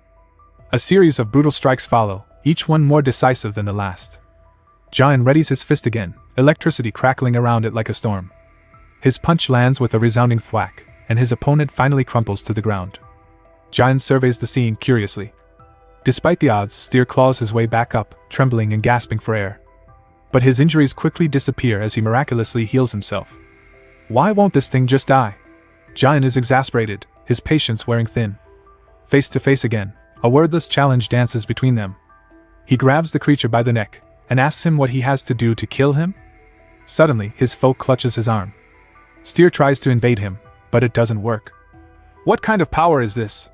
Steer asks the silent question in his mind as he struggles to comprehend the strength of this relentless kid. His body is just like a bowl that holds nature in it. But Steer is different. He can control everything. He lifts a hand, and insects stirred by some force beyond comprehensible join the fray. He lifts another hand. Suddenly, it's chaos. The ground shakes as a stampede of wild animals charge in. He can control everything and reign over them, Steer declares in his mind. But Jian's unfazed. With a crack, the ground gives way beneath him, leaving room only for panic. Jian's opponent is launched skyward once more. The animals on the ground begin shrieking in confusion as the ground rumbles underneath them. While Steer is in midair, Jian braces himself. His opponent knows it's trouble. Anger mixed with fear radiates from his face. With another burst of energy, Jian rockets upward. Much to the creature's surprise, Jian closes in like a flash. Then, with a final, decisive thwack, he strikes a serious blow, leaving a gaping hole in Steer's midsection. This sends him hurtling down, leaving streaks of blood to mark his trajectory. Jian glances backward. Is the fight over? His opponent falls to the ground, torn between his limits and instincts. He lands with a thud, while Jian calmly touches the ground, evaluating his battered rival. Looks like Steer is in over his head. Jian stoically declares, "You done?" while flicking blood off his hand. Exhaustion carving lines in his face, Steer feels overwhelmed, admitting he's no match for Jian. How is he supposed to fight this monster? Steer thinks, while breathing heavily, struggling and drenched in sweat. Then, an idea comes to mind. He remembers the woman Jian came to save at the lab. He turns his head down for a moment, and erupts in laughter. His eyes glow ominously as he lies on the ground, defiant even in pain. He's finally figured out what or who Jian's weakness was. He chuckles to himself a bit more. You'd think that after getting smashed into the ground, Steer would have quit, but no, he's still got something to say. What a shame! He gasps, and somehow, it feels like he's not quite done. Jian standing over him silently. Steer compliments him, of all things, calling him interesting. Yeah, he admits to going about things the wrong way, and you're thinking, what's Steer got up his sleeve? Steer admits he wants the easy way out. As if things couldn't get creepier, his eyes start glowing. Then, there's this loud cawing from a crow, amping up the tension. Jian is all, "What's this?" All the birds fly towards them. He doesn't fall for it. Lame distraction, he says. But it wasn't him they were aiming for. They fly past him and attack Steer. Suddenly, a glowing red light fills the area. And then Jian's ready for round 2, muttering under his breath about that sneaky tactic. But he's shocked at what's before him. The scientist is on the ground trembling, looking worse than a crushed bug on a sidewalk. The crows flutter away into the golden sky. He moved, Jian realizes. This whole deal is getting a bit more annoying than he'd like to admit. Then there's a cough from the scientist. He's finally himself again, and seems ready to spill his last request. He's struggling to say something important about a computer and a folder. Jian's all, "Sorry, I'm busy," and bolts from the scene. The scientist is barely holding on, still mumbling about his computer and a folder, before taking his last breath. Meanwhile, the crows make their way back to the city. At the cafe, Rizu wonders why business is so slow. Dawoon grumbles it's because Jian doesn't show up at work lately. Dawoon feels stuck, unable to fire Jian despite the no-show routine. Rizu hesitates, possibly unsure or hiding something. She's questioned if it's because of something between her and Jian. Rizu brushes it off nervously, but there's more to this exchange than meets the eye. Suddenly, Dawoon's hand shoots out, unbidden, grabbing Rizu's mouth. Dawoon's hand was acting totally on its own. What kind of ghost shenanigans is this? She doesn't even understand it herself and blurts out a shocked explanation. Pain stabs through her head, almost like something's invading her mind. Rizu watches, worried, asking if she's okay, but Dawoon is hit with a realization. Run away, she urges Rizu. But too late, Dawoon is shaking, things are about to get a whole lot worse. Just then, Rizu hears a thud. A bunch of people with glowing red eyes are banging against the glass. Suddenly, the glass shatters and the wild-eyed people burst in. Rizu is utterly swamped by the chaos. What the heck? Have they all gone mad? Panic shoots through her mind, trying to make sense of the madness. Dawoon's overtaken by whatever is possessing them, reaching out with mindless aggression. Rizu tries to back away, tension skyrocketing in this dangerous game. Just then, Jain swoops in, the one blue beacon in the madness. He hops over the sea of frenzied faces. He grabs Dawoon and smashes her to the counter, apologizing that he had to do this. But Dawoon's not herself anymore. Rizu screams Dawoon's name, as tension mounts in the cafe. Jain steps up, promising Rizu that this is the last time. The cafe scene is wild, people with eerie eyes are everywhere, turning the place into chaos central. Jain charges into action, throwing Dawoon toward the crowd, while apologizing again. Rizu still looks rattled, watching Jain handle things in disbelief. His eyes flash with determination. This is Jain's show, and he's not going down easily. Meanwhile, breaking news flashes on TV screens. The world is losing it, people everywhere are showing these bizarre neural symptoms. The government's on high alert, investigating this as a potential new infectious disease. It's like a sci-fi movie come to life. A report comes in. The symptoms are all the same. They're seeing a girl's face in their mind, like a video. It's a girl with long dark hair. The message that comes with the video is creepy and direct, scratch her. Outside the cafe, hands are reaching, grasping, clawing for Dawoon and Jain. And then, another chilling command, bite her. It's getting out of hand. The authorities are scrambling, trying to pin down what's causing this chaos, but answers are thin. The disease, or whatever this madness is spreading like wildfire. It's everywhere. The broadcast warns everyone to be careful. Meanwhile, a crow with glowing eyes watches everything unfold with malevolent eyes. The news is all over this outbreak. The anchor describes the freaky symptoms. The fingers are the first to get affected. And at some point, a person loses control of their entire body. And now the world's calling it the wave. We switch to a pair of kids doing a live stream. The dude introduces his friend. They think he's got the wave. He lifts up his hand to show the audience. It's fine at first, but then, it twitches, almost as if on cue. The dude stares into the camera, unable to contain his excitement. He's like, "How's that feel?" But the guy is all confused, feels like someone else is controlling him. They assure the viewers they're not faking it. Suddenly, the guy starts moving weirdly, like he's possessed or something. His buddy freaks out when he goes for the window and opens it. He drops down like a stone. "Minwo!" the dude screams, but it's too late. The chaos unfolds outside leaves him shocked. People with glowing red eyes are running rampant. They look crazed, screaming with wild abandon. Rizu is caught in this madness, her expression a mix of terror and determination. Jain is trying to keep the attackers at bay, knocking one possessed dude out cold with serious intensity. His eyes blaze with an odd, supernatural light. Clarity hits him. It's not a random attack, they're after Rizu specifically. He clenches his fist. If that's the case, it leaves him with no choice. But Rizu takes a hold of his hand, which surprises him. She signals him. No. Jain thinks of other options, as the monsters closes in. A while later, they sprint through the city, with Rizu on Jain's back, and the monsters hot at their heels. They're surrounded on all sides now. Jain urges her to hold on tight, as he leaps from the ground and lands on the nearest rooftop. They're safe, for now. Finally, catching their breath, Jain explains what's been happening. Rizu's mind races. This is all because of the steer inside the researcher. Jain admits he ended up killing the researcher. He had no other choice.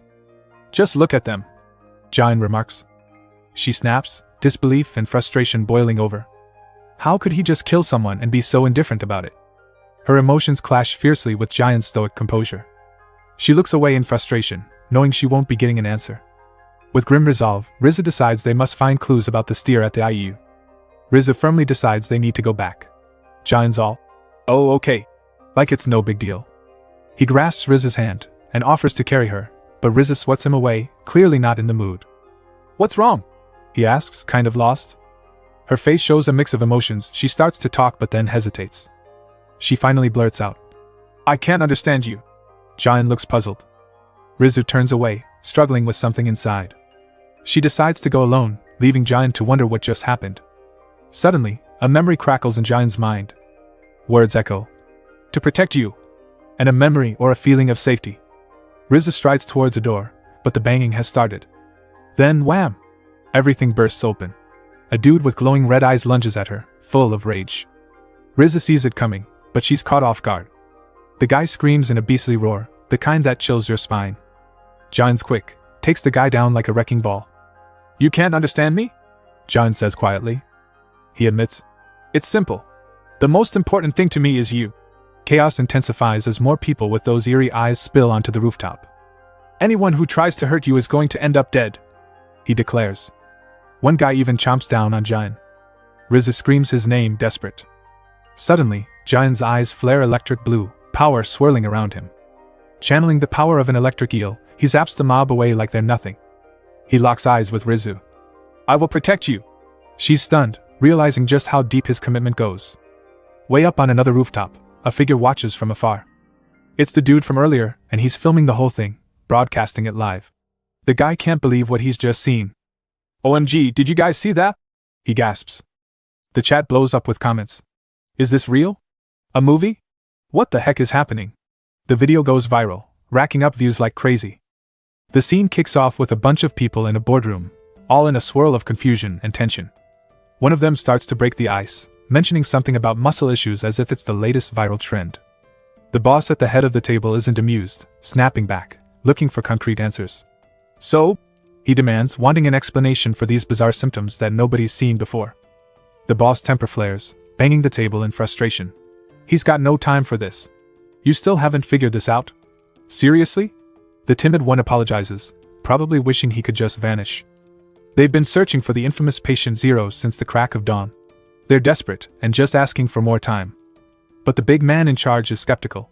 What are they gonna tell the public if they keep stalling? Suddenly, someone bursts in, panting. "Sir!"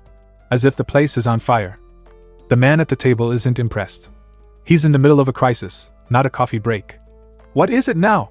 he roars, fury in his eyes. The newcomer looks nervous but insists this is something important. He shows something on his tablet. The boss's expression shifts from anger to shock.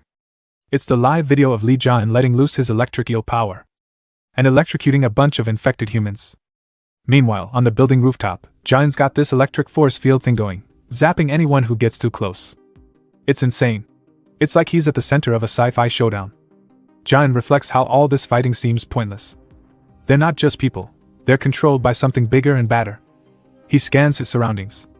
Suddenly, he spots it, a crow watching with eerie red eyes, a little too keen on John.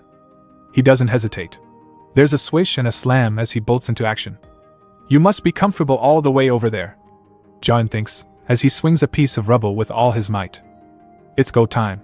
He sends the rock zooming, a blue streak across the skyline, and boom, it hits the crow in the distance. At that moment, the zombies seem to weaken, flopping to the ground.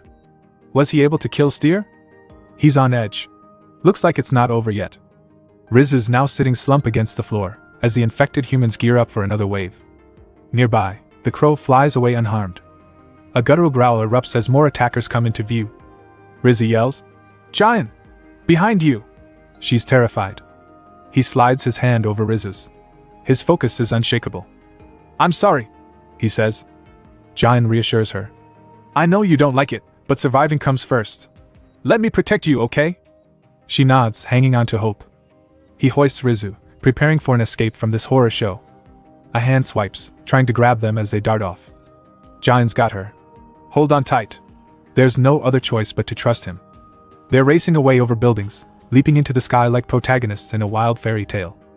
Meanwhile, the dude at the other building is still live streaming the whole thing. This disbelief goes viral. Clips get shared faster than you can say zombie apocalypse. The boardroom guys can't believe their eyes. Is this CGI? A film gone viral? One of the texts stutters out. Real-time footage. Reality has gone off script. The boss can't believe it. The video's spreading faster than wildfire. The whole nation is tuned in, watching from billboards, trains, offices, and schools. In a military building somewhere in the city, a general watches, thinking they're dealing with some kind of monster. John takes off in a flash, sprinting through the streets with Riza on his back. The city blurs around them as they zip past buildings, his focus razor sharp. Riza holds on tight, eyes wide with uncertainty but trusting John to lead them to safety. They screech to a halt, barely avoiding a makeshift barricade. "Whoa!" Riza breathes, still clinging to John. In front of them is a wild bunch of crows with glowing red eyes. Jian, sweat on his brow, mutters, "There really is no end to this." His mind races. How long can they keep running? Suddenly, he senses something. Inky feathers start raining down around them. The crows start dropping dead to the ground. A chill hits him like a lightning bolt. "But how?" he whispers, feeling a strange dread seep into his bones. Rizu, catching the edge of panic in his voice, asks, "What's wrong?" She's trying to stay calm. Then, the reveal, a tear in her sleeve, stained with fresh blood. How is that even possible? When did it happen? These thoughts rush through Jian's mind, as he tries not to let the panic overtake him. The scene opens at the National Intelligence Service, where a report is being made about the ominous wave spreading from the IU facility. Turns out, IU has been meddling with some dangerous stuff, specifically a rare hydra species called steer. "Steer?" echoes the boss curiously. Someone hands over a set of crucial files, suggesting they might provide some answers. A USB drive exchanges hands. The boss plugs in the drive and takes a look at the folder named A. We shift gears to the city, where there's a rampage of infected humans, eyes glowing with eerie red light. Suddenly, the crowd snaps back to normalcy. Did someone hit the off switch on crazy mode? Dawoon was among them. There's chattering and murmuring, as the crowd wonder what just happened to them. Rizu wonders if they're all back to normal. What happened to them, all of a sudden? Jian doesn't answer, but just stares at the crow lying dead on the ground. He glances at the wound on Riz's arm. It's because they accomplished their mission. They head over to a nearby rooftop, Rizu trying to clarify the current situation. Steer was able to invade her through the cut. But it wasn't a poison though. Rizu wonders if stopping the blood flow will stop it. Jian's expression tightens. No way blocking is the solution. They've got one drastic option left. What is it? Riz asks. We could chop it off. Jian tells her, his aura crackling. Absolutely not. Riz counters, matching his intensity. But urgency demands action, no time for a second guess. Give your arm? No way, Jian's getting a yes to that. Back at the NIS, the boss reads through the researcher's notes in shock. He reads about how the original steer body bit the researcher and died. About how the researcher lost consciousness, but later checked the CCTV and found that he tried to bite another researcher, Rizu. The researcher has a feeling steer was the cause of it. He writes about fading in and out of consciousness as he scratches and bites everyone around him. Somehow, a moment of clarity breaks through. He's able to suppress it if he focuses hard. The next entry is a few days later. The researcher has found traces of Steer's cells in his body. Steer isn't really dead, it's living inside of him like a parasite. The researcher documents that he can sense all of Steer's duplicates connected to him, and he can feel them increasing in number. A few more days later, and the researcher has learned how to control these duplicates, both human and animal. But he's not even sure now if he's still in control of himself or Steer controlling him. He's not able to distinguish between it yet. Another entry, a few more days later. The researcher reflects on why they started working for the IU. Their mission was always about making a change, trying to create a better world. At the rate of environmental destruction happening now, humanity is headed for extinction. He writes about why something like Steer happened, and why he was chosen. He's got a plan. He thinks he can actually change the world with these powers. He can create a better world. The sun rises, shining over the hills. It's a new day with new challenges waiting. Meanwhile, in a racing car, Riz is in deep thought. If whatever's infecting the cells has spread, cutting off the arm doesn't seem like it's worth it. But she seems confident. Don't worry, we'll figure this out, the IU's got our backs. There's a quiet determination in the air. Now we return back to the researcher's journal. He writes that if anyone was reading it, that means that he failed, and they must destroy Steer. Steer's power is enough to wipe humanity off the map. The only way to dismantle this threat is a bit more twisted, though. It involves killing the host. The intelligence agency boss heaves a sigh of relief, thinking that this solution was quite simple, not knowing who Rizu had on her side. At the IU, things are tense. Rizu and Jian pull up, confused by what they see. Soldiers everywhere. Riz is like, "What?" As they get closer. They're stopped, entries prohibited. The soldiers asking what they're doing. Rizu introduces herself, part of the research team, trying to keep things calm. She insists she needs to get inside today. Meanwhile, far off, the National Intelligence boss is getting an update about a woman claiming infection with Steer's original cells. The man from the video was also with her. Back at the gates of the IU, Rizu and Jian are stuck, wondering why they can't go in. An official approaches, directing Rizu away. She hesitates, wanting to check something at the lab first. The man seriously suggests that they cooperate right now. Then, Rizu is pulled away. Jian yells that there are more urgent things to deal with right now. Suddenly, the vibe shifts. Soldiers start moving fast. Guns clinking. Come quietly, they're told. Or what? Jian glares, which sends a cold chill down the man's back. Jian's not having it. I don't want to, he says. Panic ensues. The order's given, everyone ready your arms. All weapons are now pointed at Jian. The official asks one more time for their cooperation. Jian's eyes are full of something almost unnatural, and the soldiers are sweating. Suddenly, a memory surfaces of men with guns. Quietly, Jian mutters, "Get rid of those things." And he clenches his fist. The dude's pushing back hard, threatening to shoot if they don't surrender. But Jian's not backing down. He's ready to fight. Rizu reaches for him, trying to pull Jian back from the edge of whatever transformation is brewing. Jian looks back at her. She shakes her head, signaling for him to back down. Jian relaxes slightly, the tension easing. Both are surrounded. The guy directing the soldiers is relieved, wiping sweat but still on edge. They lead Rizu away. Jian looks concerned. Rizu gives Jian's hand a squeeze, as if reassuring him that things are going to be okay. Night envelopes the IU, silence falls on the complex. Rizu finds herself cuffed, but now knowing why. They calmly explain. Their precautions because of the steer infection. Meanwhile, they're getting ready for something ominous. Rizu's defiance doesn't waver as they begin whatever's planned. Jian's been brought to another facility. He's alone in a room, contemplating. He's locked up too, fiddling with handcuffs. Suddenly, he hears the sound of a door opening. A soldier enters. There's tension aplenty in that brief interaction. She introduces herself as Kim Seon-young, head of the defense department. Jian's lost, like, what is this place? Kim mentions the video of him is all over the internet, challenging him to explain what happened. Jian shrugs. He has no clue what she's talking about, but he wants to know about Rizu. Kim doesn't answer, but continues her interrogation. Her father worked for the National Security Agency in the past. He passed away when she was young. This doesn't interest Jian. He only wants to know where Rizu is. Kim goes on ahead, telling him that she read her father's journal entries after he passed away. He wrote about a mysterious existence, and ran around the country investigating it.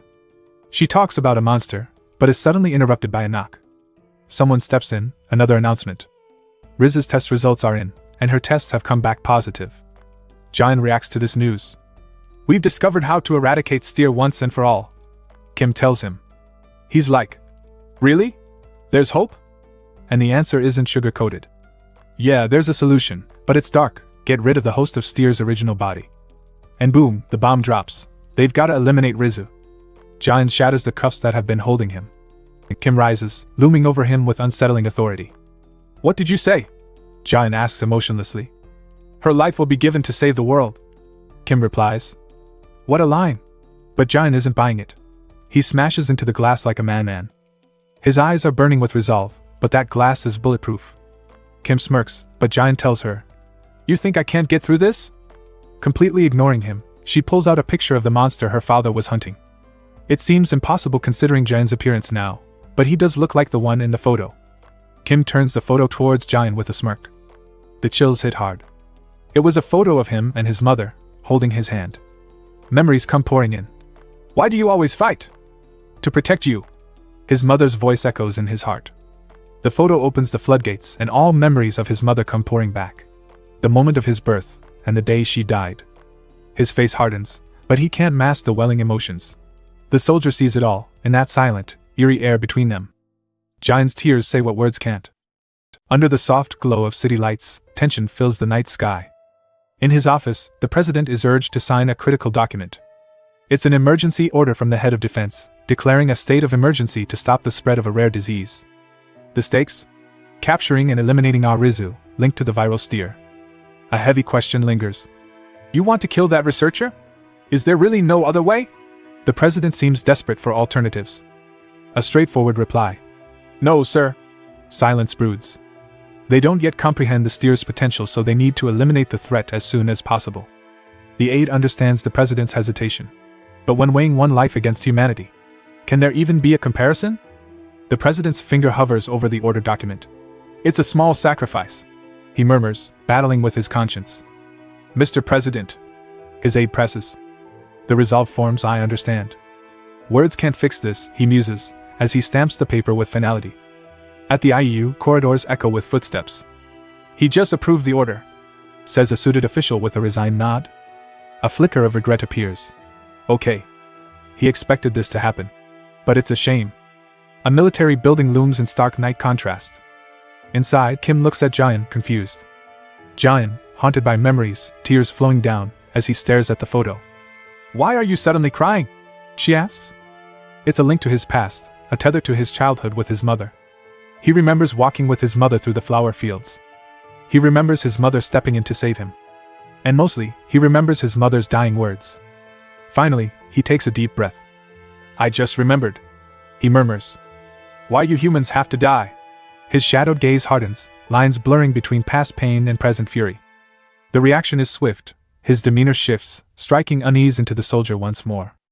Jaehyun stands resilient, reflecting on a past encounter with the people who killed his mom. "So you're the daughter of someone who died back then?" A realization piercing the quiet tension. Jaehyun's objectivity honed sharper than glass. "Did you bring me here to avenge them?" Kim replies that she was too young, and she can't even remember her father's face. She's only concerned about the safety and security of the country. "No, I don't care about your reason. I want that photograph," he demands, untethering his focus. "If you let me have it, you won't have to die right now," he tells her seriously. "What if I refuse?" Challenges arise from the soldier. Without a word, Jaehyun raises his arm and points it at the wall, unleashing a ball of force that explodes through the building. Jaehyun unfurls a calculated calmness. "Don't take it personally." The chief looks stunned. Jaehyun explains that if she really was the daughter of one of those men, he feels guilty for her loss. She rebukes him. His feelings don't compare to hers, as a daughter who grew up without a father. Jaehyun pauses. "How many lives do you think it will take to kill just one human?" he asks. The chief isn't sure about his question. He lost so many of his kind to humans. He suffered and died 1,000 times. And he lost his entire world to her father. His sentimentality dismissed, he questions the expectation of emotion from those who fuel his rage. Fear is starting to creep into Kim, as she swallows nervously. Finally, she relents, and hands the picture to Jaehyun. "Good thinking," he prompts, acknowledging logic over sentimental tethering. Jaehyun stands amidst shattered glass, eyes blazing with intensity as he clutches the photograph. The room's tension is palpable, as the chief across watches him intently. Sweat beads on her forehead, a mix of fear and anticipation. "Are you going to Arizu?" she questions, trying to mask her anxiety. He doesn't need to answer aloud. His silence speaks volumes. The soldier's face is set in grim determination. "It's just one more death to add to the tally," he mutters, almost as if convincing himself. Images of Riza flash in Jaehyun's mind. It doesn't matter anymore. With shadows enveloping him, Jaehyun prepares to take on the world, his presence both intimidating and captivating. Jaehyun's strike has blown a hole through the side of the building. Soldiers stare at it, their faces a mix of fear and disbelief. Jaehyun slowly steps out, crunching over debris in unsettling silence. Blood pools around the fallen soldiers as Jaehyun walks past without a glance. Someone gasps, spotting him in the hall. Jaehyun closes the distance, unflinching, his eyes glowing. An officer yells out for General Kim, urgency in his voice. Inside the room, Kim stands at the desk trying to seem calm, but her trembling hands betray her. She issues an ominous command. She's issuing Operation Jindo Dog immediately. A subordinate voices concern. There are 2 Jindo Dogs already. Kim raises the alert to 1 Jindo Dog, the maximum alert level. Meanwhile, back at the IU, tension mounts. Rizu's brought in, the room tense as the gravity of her situation sinks in. "Do I really have to die?" she asks with a shaky voice. The cold reply is like a punch. The president approved it. They plan to proceed immediately, no time for argument. Rizu, still cuffed, tries to argue. She hasn't given up yet. But they cut her argument short with harsh reality. It's the whole world against her. Her struggles seem pointless now. Panic flutters within her, but the decision is out of her hands. Riza asks how they plan to kill her. By euthanasia, they call it. A gentle sleep, they promise. But the room feels colder. Rizu, processing her fate, remains silent. It's now early morning and Dawoon dashes through the quiet streets. Her breasts are ragged, determination etched on her face. In the distance, a familiar figure stands. It's Jaehyun. Relief floods her face. "I found him!" she exclaims. Running towards him, she shouts out his name, the weight of the moment hitting hard. She's looking for Rizu, as she hasn't answered her phone all night. Just then, the ground rumbles and tanks move in. The soldiers are everywhere, mobilizing quickly, guns raised. Even a helicopter swoops in, engines roaring above. Jayan and Dawoon stand together, confusion and fear blending in their eyes. He glances at Dawoon, remembering happier times. Back at the lab, the man's eyes widen in shock, as Rizu, eyes glowing red, grabs the syringe and stabs him in the neck. "What are you doing?" he yells. Rizu looks lost, with one eye normal and the other glowing red. Jayan, sensing this shift, turns away. He feels, "This is too much for me," echo through his thoughts. Outside, orders fly. "Fire!" The streets rock with booming blasts. Dawoon screams, but Jayan is unbothered by the violence around. "It's too much." The thought runs through his mind again, as he remembers his time with Dawoon. But that's long gone. Only grim determination remains on Jayan's face. Then, a flashback of the general telling him they have to kill her. Next, a memory of Riza smiling back at him. Just then, an explosion rocks the streets, a fierce kaboom that halts everything momentarily. "Halt! Stop firing!" The command echoes. They wait for the smoke to clear, and they're shocked. Jayan's eyes pierce through the haze, determined and relentless. A soldier breathes out the words every mind echoes. "He's a monster!" Jayan stands amidst the chaos, a towering block next to him, shielding him from the barrage of attacks. He remembers the general's words. "We have to deal with the host of the steer's original body. We have to kill her." Jayan reflects. "This is too much for me." Memories of Rizu and Dawoon run through his mind. Questions linger in the air. Is it because of they look alike? His stance, lost in thought, seems to affirm his doubts. But yet, he knows Rizu is different, not his mom. But why does he care so much? The soldiers are visibly shaken, they can't believe what they just saw. Jayan is standing in front of them, not a scratch on him, with Dawoon hiding behind the slab. Suddenly, Jayan calls, "Cha Dawoon." She, startled, clutches her face, tears streaming down. Jayan suggests, "Let's go see Rizu." Dawoon's still in shock and can't say anything. "Why aren't you saying anything? Are you hurt?" he asks, trying to reach out to her. But Dawoon recoils in fear. She cowers on the ground, too scared to move. The military presence inches closer, anxiety tinged with sweat. Jayan takes a quiet breath, surveying the situation. He speaks to Dawoon. "These people want to kill Rizu so they can save more human lives." He asks her what she thinks. Is it the right thing to do? She's too overwhelmed to process his words. Her fear is palpable. It leaves no room for rational thought. Commands echo again among the soldiers, preparing for an offensive stance. They're ready, or so they think. Jayan intercepts their intentions by snatching the commander's radio, silencing him mid-command. Suddenly, Jayan is among them, his presence demanding attention. The commander is immobilized in his grip, a futile struggle. Dawoon, peeking out from her hiding, sees his defiance. "These humans talk of a sacrifice for the greater good," he speaks. But he believes sacrifices should be done voluntarily, not forced upon by others. "In the end, all you're justifying is the strong eating the weak," he says. "The bigger and stronger ones stomp over the rights of the weak. The decisions are always made by the strong ones." But he's already made his decision on this one, he says, as he surrounds himself with power. He squeezes the man's face until it bursts open in a bloody spray. His fist, stained with reminders of past altercations. He's used to all of this. He's already taken so many lives. There's a dark acceptance there. But the time he's done, there won't be a single human left in this world. His decision is final now, it's set in blood. Dawoon, terrified, crouches low. But why did he want to save her so much? Why did he want to go see her? Amidst all this, Dawoon breaks, her soul shrieking. The sight of Dawoon crying brings up many forgotten feelings. These feelings are dangerous. He has to get rid of them. Around him, shadows loom large, like specters of past deeds. Jayan's mind races. He's gotta focus, get his head straight. With a powerful swoosh, something slices through the chaos. Blood sprays, a shocking, visceral reminder of reality. Boom! An explosion erupts, shaking the city to its core. Destruction unfolds, leaving chaos in its wake. Cha Dawoon is there, caught in the blast's aftermath, eyes wide and fearful. Jayan's silhouette stands firm against the fiery backdrop, lost in contemplation. The sky roars with the sound of choppers as chaos unfolds below. Reporters in the helicopter can't believe their eyes. The city's under attack, and it's worse than anything they've imagined. On the ground, soldiers are being taken out by an enigmatic figure, one who's mercilessly mowing them down. It's brutal, and they stand no chance. The government's scrambling, declaring the highest level national alert.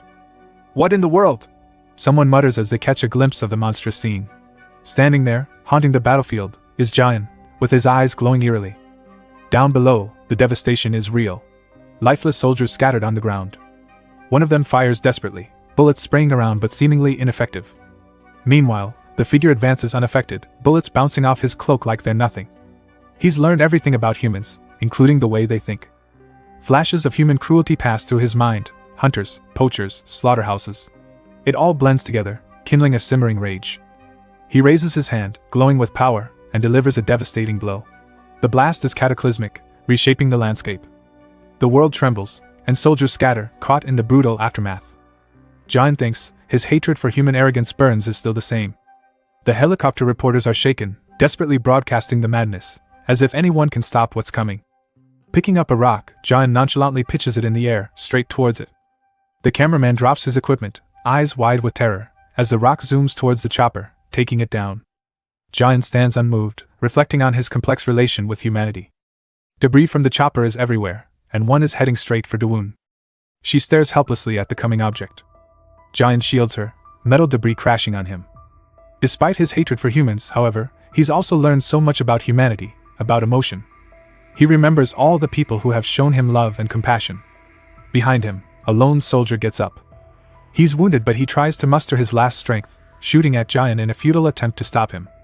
Bullets hit Giant but bounce off, his body unaffected. He turns to the source of the gunfire. They lock eyes for a moment. The surviving soldier's eyes are wide with horror and exhaustion. With a final glow in his eyes, Giant stands and moves to finish him. But Dawoon grabs his hand. She pleads, trembling in fear, saying she's terrified. Giant's so conflicted, struggling with his feelings, but Dawoon clings on. In the end, he decides that he can't ignore her pleas. The cityscape around him is a battlefield, but Giant stares up at the sky in contemplation. His conversation with the general runs through his mind again, reminding him of the threat to Riz's life. He realizes that this is probably what his mom felt at that moment. A vision of Riz's smiling face flashes through his mind. Right at that moment, the only thought on Giant's mind is to protect Riz at all costs.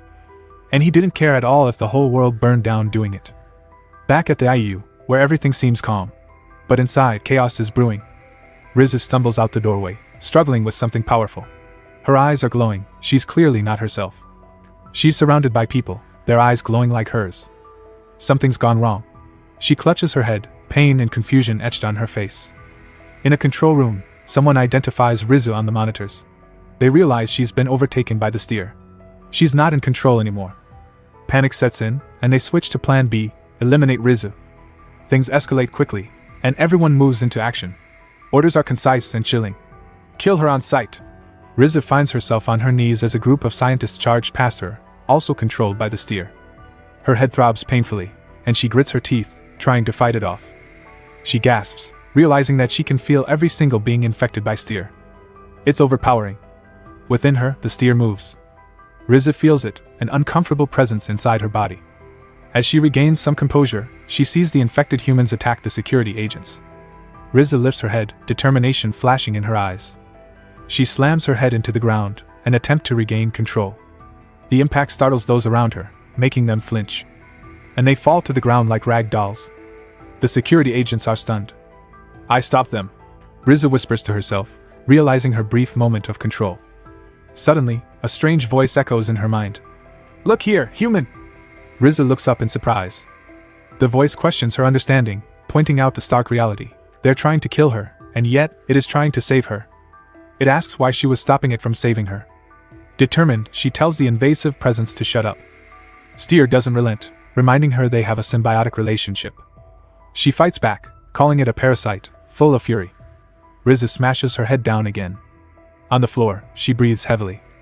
An item, her lifeline or nemesis, appears in the foreground, a gun.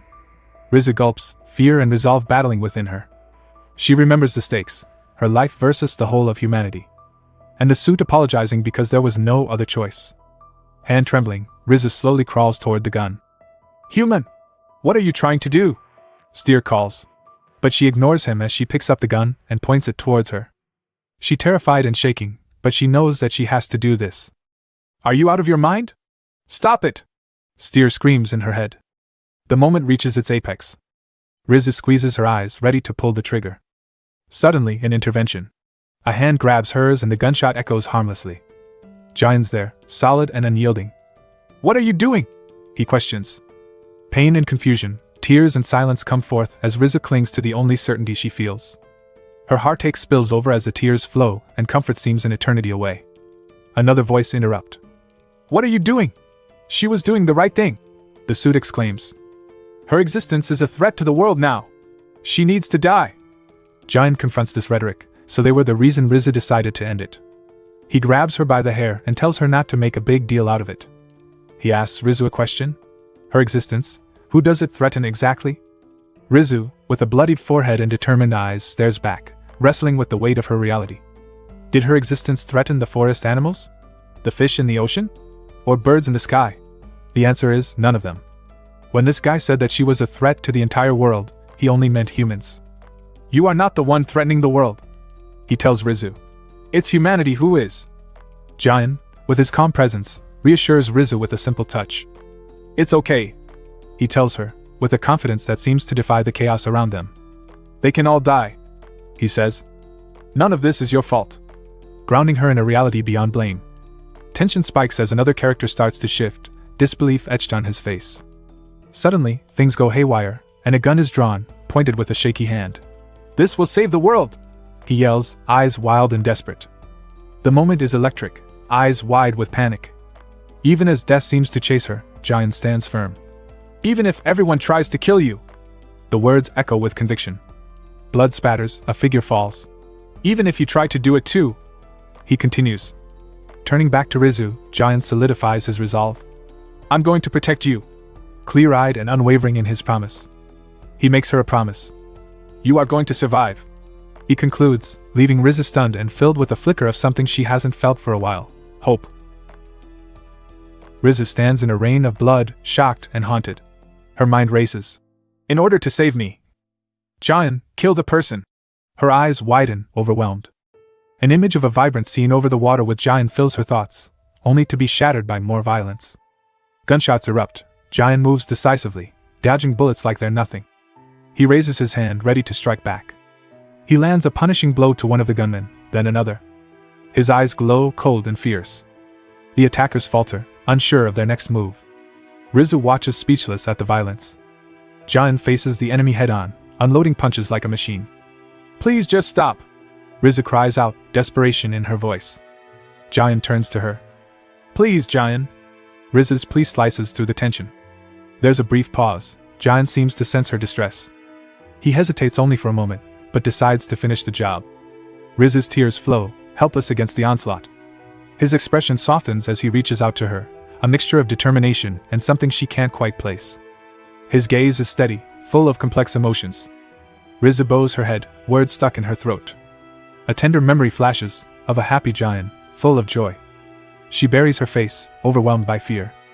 Jian steps closer, his voice firm. "Those people were trying to kill you. I stopped them first. It's self-defense. It's justified."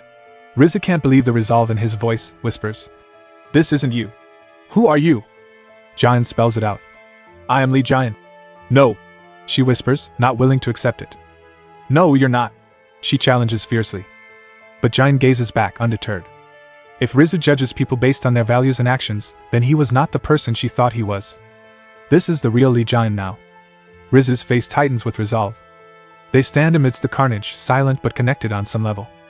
Jian continues, revealing that the only similarity he had with the Jian she thought she knew was that even if the world ends, he will protect Rizu. Rizu's eyes narrow, processing his promise. Jian's gaze shifts, aware that something was happening. Military footsteps echo outside. They now have the IU surrounded. Jian turns, warning her about what's next. He urges, "Let's go." But Rizu resists, slapping his hand away. His calm remains unshaken. Rizu gathers herself, defiant. "I'm going to die here," she bursts out. Jian counters. "I told you you're not." She's adamant. This is her decision. The danger of the steer is real. Her eyes blaze with intensity, words hang between them. Jian's hand stiffens and a faint spark of energy glows in his eyes. Then, Rizu is enveloped in his mysterious blue glow. But then, he stops, and lets out a deep sigh. "I can't do this," he admits, shocking Rizu. A crazy idea flits past his thoughts. He thought about cutting off her arms and legs, and taking what's left with him. Rizu's confusion deepens, her eyes wide. "I can't bring myself to hurt you," he says plainly. Her heart catches in her throat, torn between hope and fear. Jian continues, earnest as ever. I can't stand you being hurt or sad. Her gaze softens, caught off guard by his heartfelt confession. He presses for raw honesty, searching her eyes. Do you really want to die? Is death truly her desire? Her silence speaks volumes. He leaves it hanging. Is that what you really want? Jian's eyes are cold as he reveals his life. He's lived for billions of years. He's tired of this seemingly endless life, bouncing from one existence to another. But he's never once thought of ending himself. There's this ingrained desire in all life, to survive and keep pushing forward. You're a liar, Jian says simply. You want to live. Her lips tighten as she grapples with this truth. We're hit with a flashback, Jian as a child, clinging to his mother who comforts her. Jian watches her, stone-faced. More memories flood in. Jian is sobbing, a raw and heart-wrenching moment. Jian reaches out with a plea. Please, I'm begging you. Desperate, he stresses that no matter what happens or what she does, he wants her to survive. In another glimpse of the past, these were the exact words Jian's mom told him before she left this life. I want you to survive.